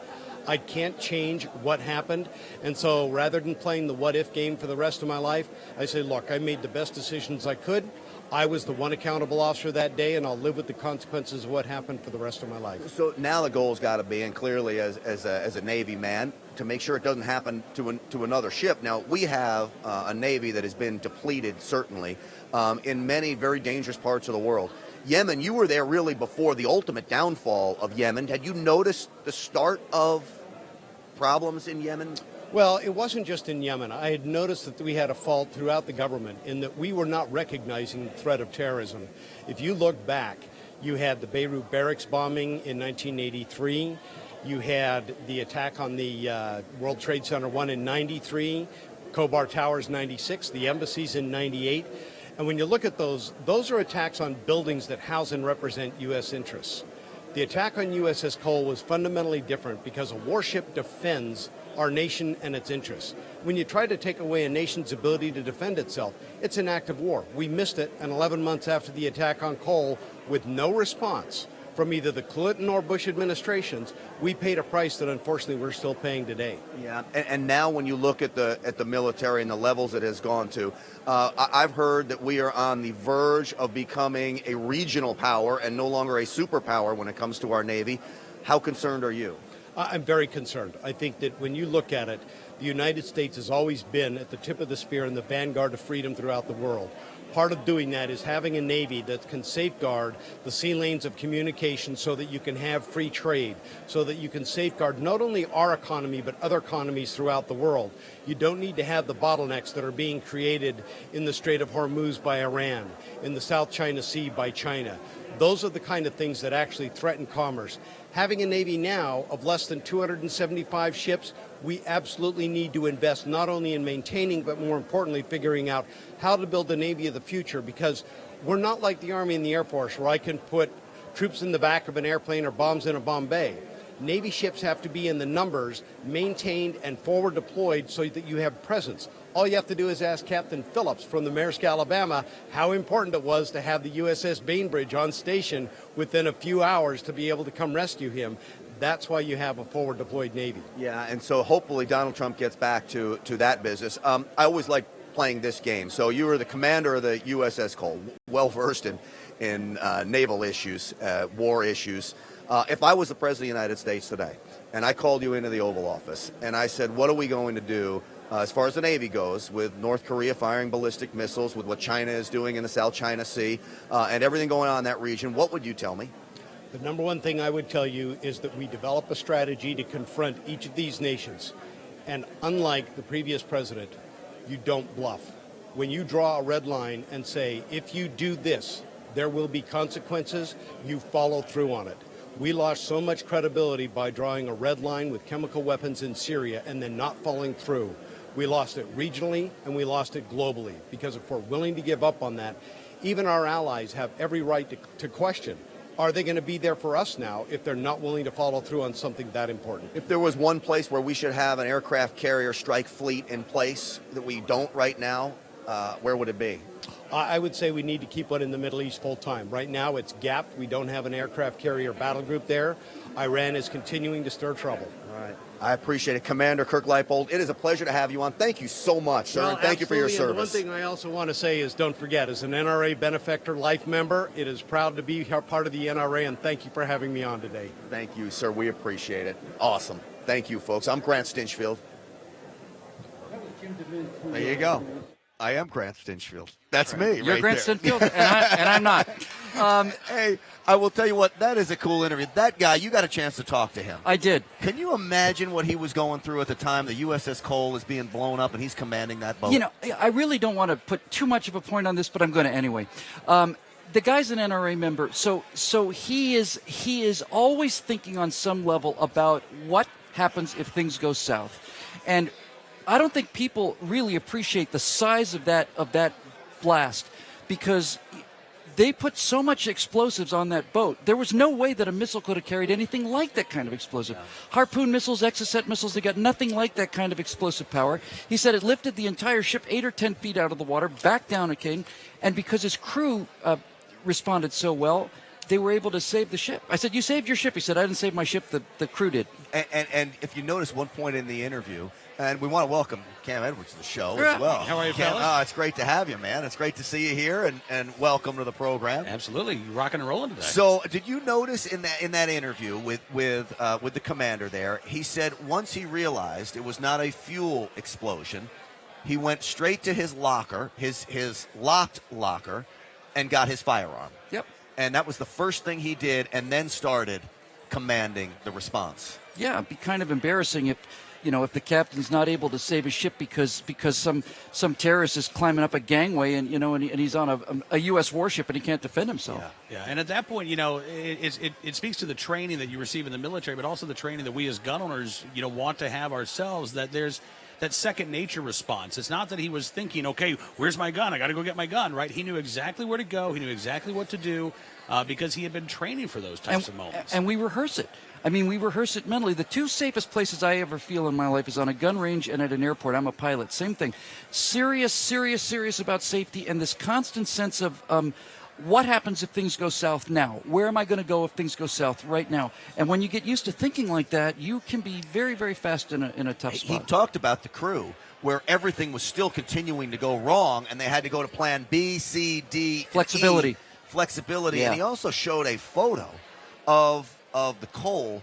When it first happened, you only saw just a little bit of the hole above the water. Mm-hmm. Once the boat was lifted out of the water, the hole was drive a truck through it. gigantic. You could have driven an 18-wheeler truck through It was a big hole in a little boat.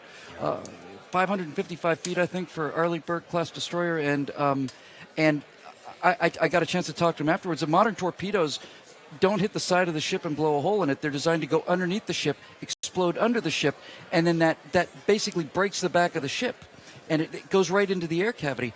And I said, you guys must have gotten some pretty good test information on how rugged these destroyers are, because most torpedoes wouldn't have had that kind of power. Amazing.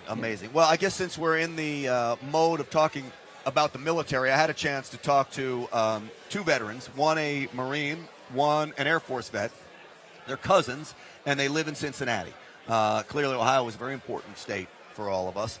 And so they're here because they are huge NRA supporters. They are here huge Second Amendment supporters and conservatives. So I got a chance to talk to them. And these are the everyday people. We had the governor on. We had Ted Cruz on.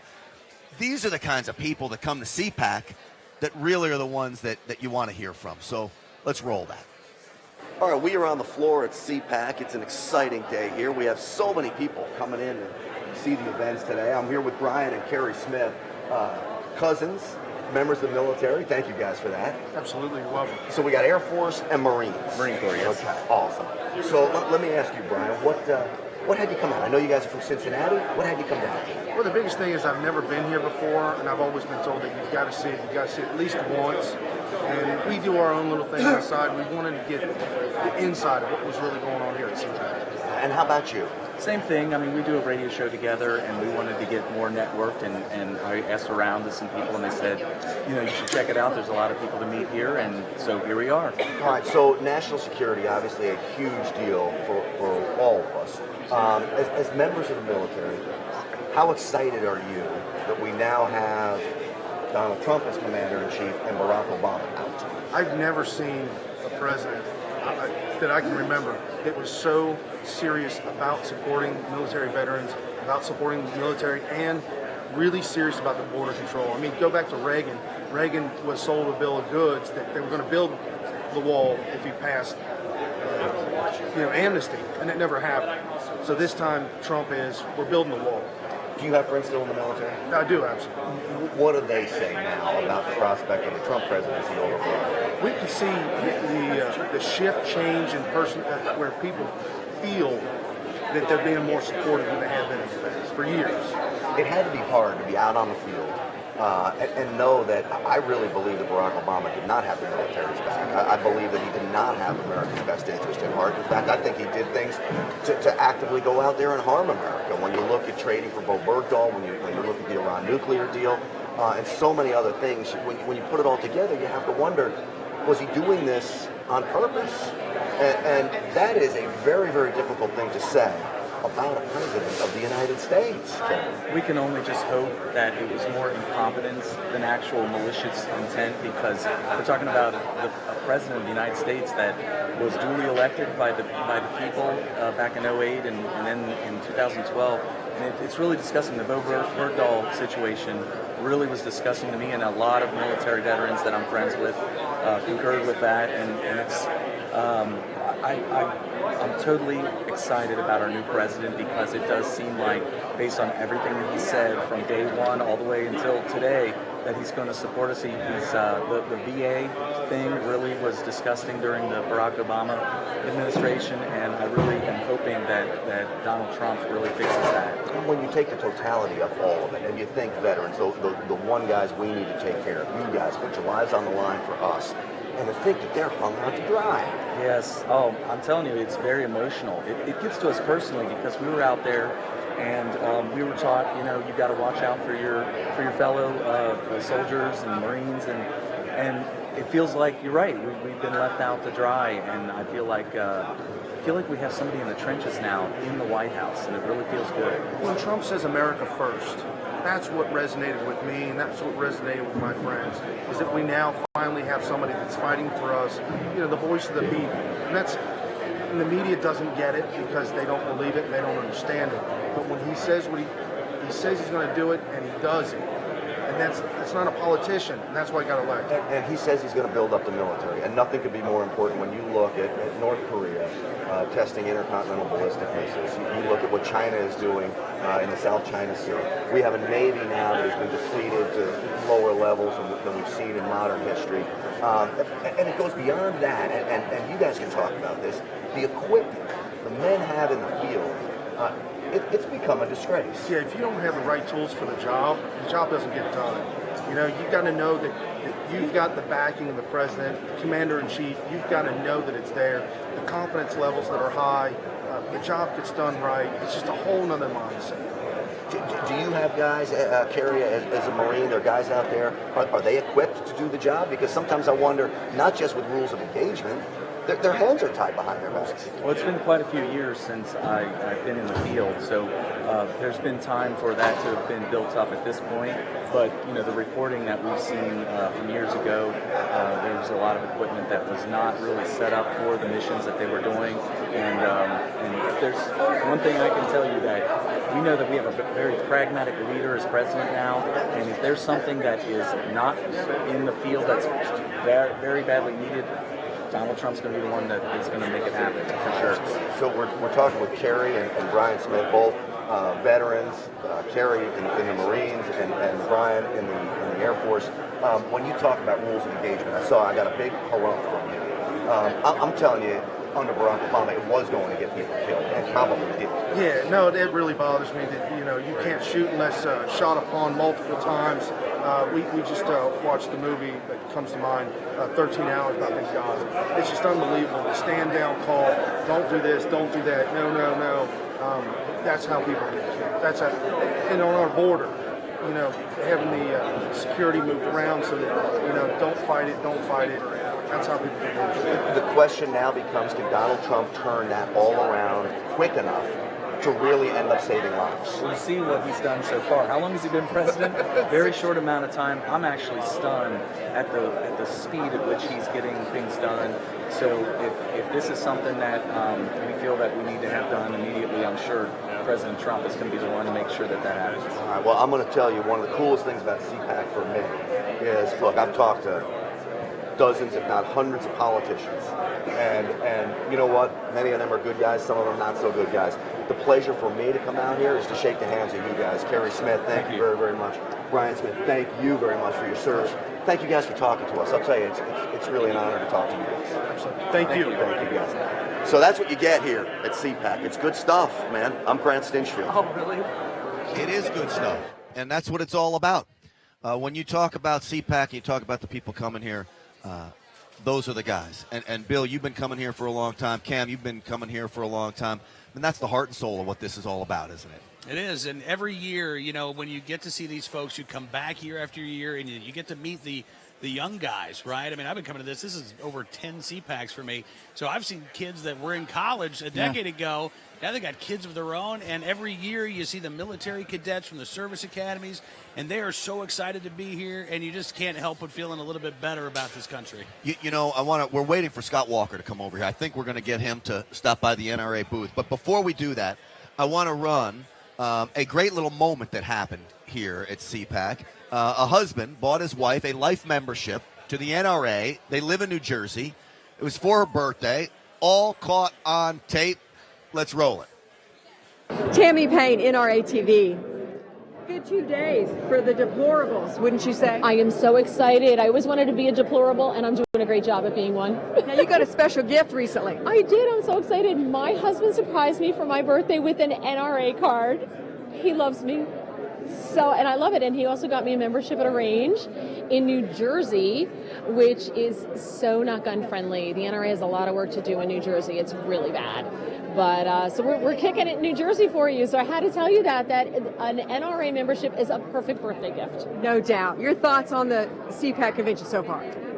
This is my first CPAC, and I am loving it. There are so many incredible people here to meet. There are so many wonderful people to see. And it is really nice to be surrounded by people who make you realize, no, you're not crazy.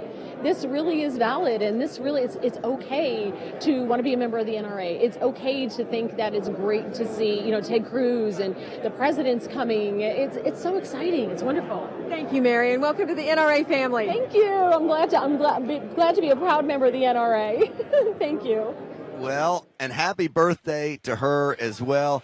Great work by Tammy Payne, too. See, we even put the high-powered executives to work, and she's no stranger to TV, you know, a legend in Oklahoma. As far as TV goes, Tammy Payne, and she's doing great work out on the floor for us. You were talking about the vets earlier, and just before we went on the air here with NRATV, I got to interview two guys from an organization called HCCvet.com, Honor, Courage, Commitment. And these guys are two Marines, and their entire job now and their entire website is about getting military people back into the civilian world. We take, you know, millions of dollars and months or if not years to train them how to get into the military, and we don't spend hardly a dime on training them to get out. And the suicide rate is, if we were taking those kind of casualties as battlefield casualties, there would be riots in the streets.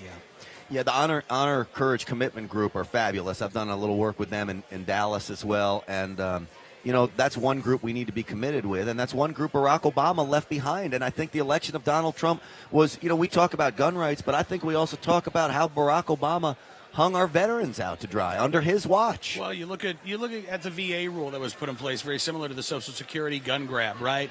And the administration said, okay, if you can check these boxes here, then all of a sudden we're going to say you don't possess your rights anymore, right? We're going to take them away from you because you've got a fiduciary that's been appointed to help manage your affairs. Not because of any diagnosis, not because any doctor has said, listen, this individual is too dangerous to own a firearm, but because a bureaucrat can check a box. That was enough for the Obama administration. Then you look at the VA wait times. You know, again, it is going around the country this past year and listening to these veterans who are so angry and feel so ignored, not by the American people, right? Their friends and neighbors know who they are, but it was this administration. It was the feeling that Washington, D.C. didn't care about these men and women. Yeah, and Obama basically threw away a win. I mean, Iraq, I think the last 5 months of Iraq under George Bush, there wasn't a single American casualty. You can argue about whether we should have been there in the first place or not, but it was secure. And then Barack Obama cannot sign a simple status of forces agreement, and well, you Bill, throw away a whole victory like that. You throw it away, but we got the great governor of Wisconsin. How are you, sir? It's great to see you. Governor Walker, how are you? Wait, we can't shake your hand, Governor. We got to high five. High five. High five. There we go. Don't let me hang Governor, it. I would there never. we go. I would never. Governor, it's great to have you. I'm used to Scott Lambeau Walker. leaps, though, so it's it's not quite a high five, but Lambeau leap. I've we'll never give that seen on the way any out. politician ever get a row of screaming teenagers high-fiving him like you're a I think it's basketball probably star. because earlier today I talked about how we cut tuition in Wisconsin. And this bunch of college students. Well, I'll tell you what you guys have done in Wisconsin should really be a model for America. And you had a battle against you. And we were talking on this program about how, thanks to you and in many respects Paul Ryan setting up that infrastructure, they're trying to recall you and you beat them back. You take out the unions. Boy, it's a model for fighting. Well, it is. And part of what I told the folks here was that, we've gone through this. When you talk about disrupting town hall meetings, I mean, my goodness, even the latest thing, Betsy DeVos, the Secretary of Education, about 2 weeks ago tomorrow, actually, was blocked out of a public school just up the way in Washington, D.C. I called Betsy up. I've known her for years and said, been there, done that. They literally glued shut the doors on an elementary school I was going to years ago because they were protesting against me. The good news is they took them off the hinges. They opened the doors. I read to the kids. But it's just a great reminder to the people, not only in state governments, particularly here in the nation's national government, federal government, that, the protesters have every right to be heard, but don't let the noise of the protest drown out the millions and millions of people who voted, everyday people living outside of Washington, who voted for the kind of changes that they expect out of this president, this Congress, and they certainly have expected for years out of us in the states. Well, hopefully they see some of the things that you've done in Wisconsin. You beat back the unions. There was a time and place for unions in America at one time, but, boy, they were killing Wisconsin. Well, particularly in the public sector. They were, for taxpayers, it wasn't just balancing budgets, although we've saved state and local taxpayers over $5 billion since our reforms, but it was also just work rules. Simple things like saying, now we don't have seniority. We can hire and fire based on merit. We can pay based on performance. We can put the best and the brightest in our schools, in our other government positions. It really makes a huge difference. And those are the sorts of things I think now more than ever they need to do in our federal government. But in a bigger sense, and I've told Wayne LaPierre this before, and Chris Cox and others, for us it was part of this larger argument about freedom. We're going to stand up for freedom. We don't selectively pick which part of the Constitution we believe in. It's all there. We embrace it all. And it's really about giving the people of our state and in turn the people of our nation more of their God-given freedoms back. So what do you do about the groups that are coming into Wisconsin, and I've seen them, to take away our freedom, specifically the Second Amendment? You've got Every Town for USA, Bloomberg-funded groups from a mansion in New York City. He thinks what's knows what's right for other states. What do you do about them? Because I'm not sure you got the backing completely of some of these lawmakers in Wisconsin. Well, we keep pushing. We keep in the message. I always tell people I don't do my lobbying in the Capitol. I do it my father's a preacher, so I do it at the pulpit, the bully pulpit all around my state. The people of our state across political spectrums, not just Republicans and conservatives, but there's a lot of folks, even some card-carrying union members who believe in the Second Amendment, who love the heritage that we have of hunting and fishing and trapping in our state, and who understand that it's not just about those feelings of freedom, it's also about fighting back with facts. And the facts are law-abiding citizens aren't the people we should worry about. Well, it's the guys who are criminals. You've got the mayor of Milwaukee right now that's actually blaming concealed carry for the increase in homicides in his city. Which is just absolutely ridiculous, because somebody who is abiding by the law is not the person they should worry about. It's the guy who repeatedly breaks the law, who's not going to abide by yet one more law out there, who gets in the way. And part of it's not even just law enforcement. I'm a huge backer of our law enforcement in our state. But part of it just starts all the way in the family and with a strong, intact structure of teaching values and virtues. That's how you fight crime and you fight some of the challenges we face. But usually politicians who don't have an answer, they want to blame it on something. And so, for guns, some of it's an easy target. Governor, for you spend your time actually telling the truth and going out and correcting lies. Ed Flynn, the mayor of Milwaukee, said CHL holders are responsible for the increased crime. We've invited him on to NRATV numerous times. He will not come on because he can't back it up, but that's what we're up against. If we have a police chief who's willing to lie to the people of his city and the country, boy, they're willing to do anything. The good news is, though, not only in rural parts where you think hunting and fishing would be a big deal, but even in the county I raised my kids in Milwaukee County, our kids were raised in Wauwatosa.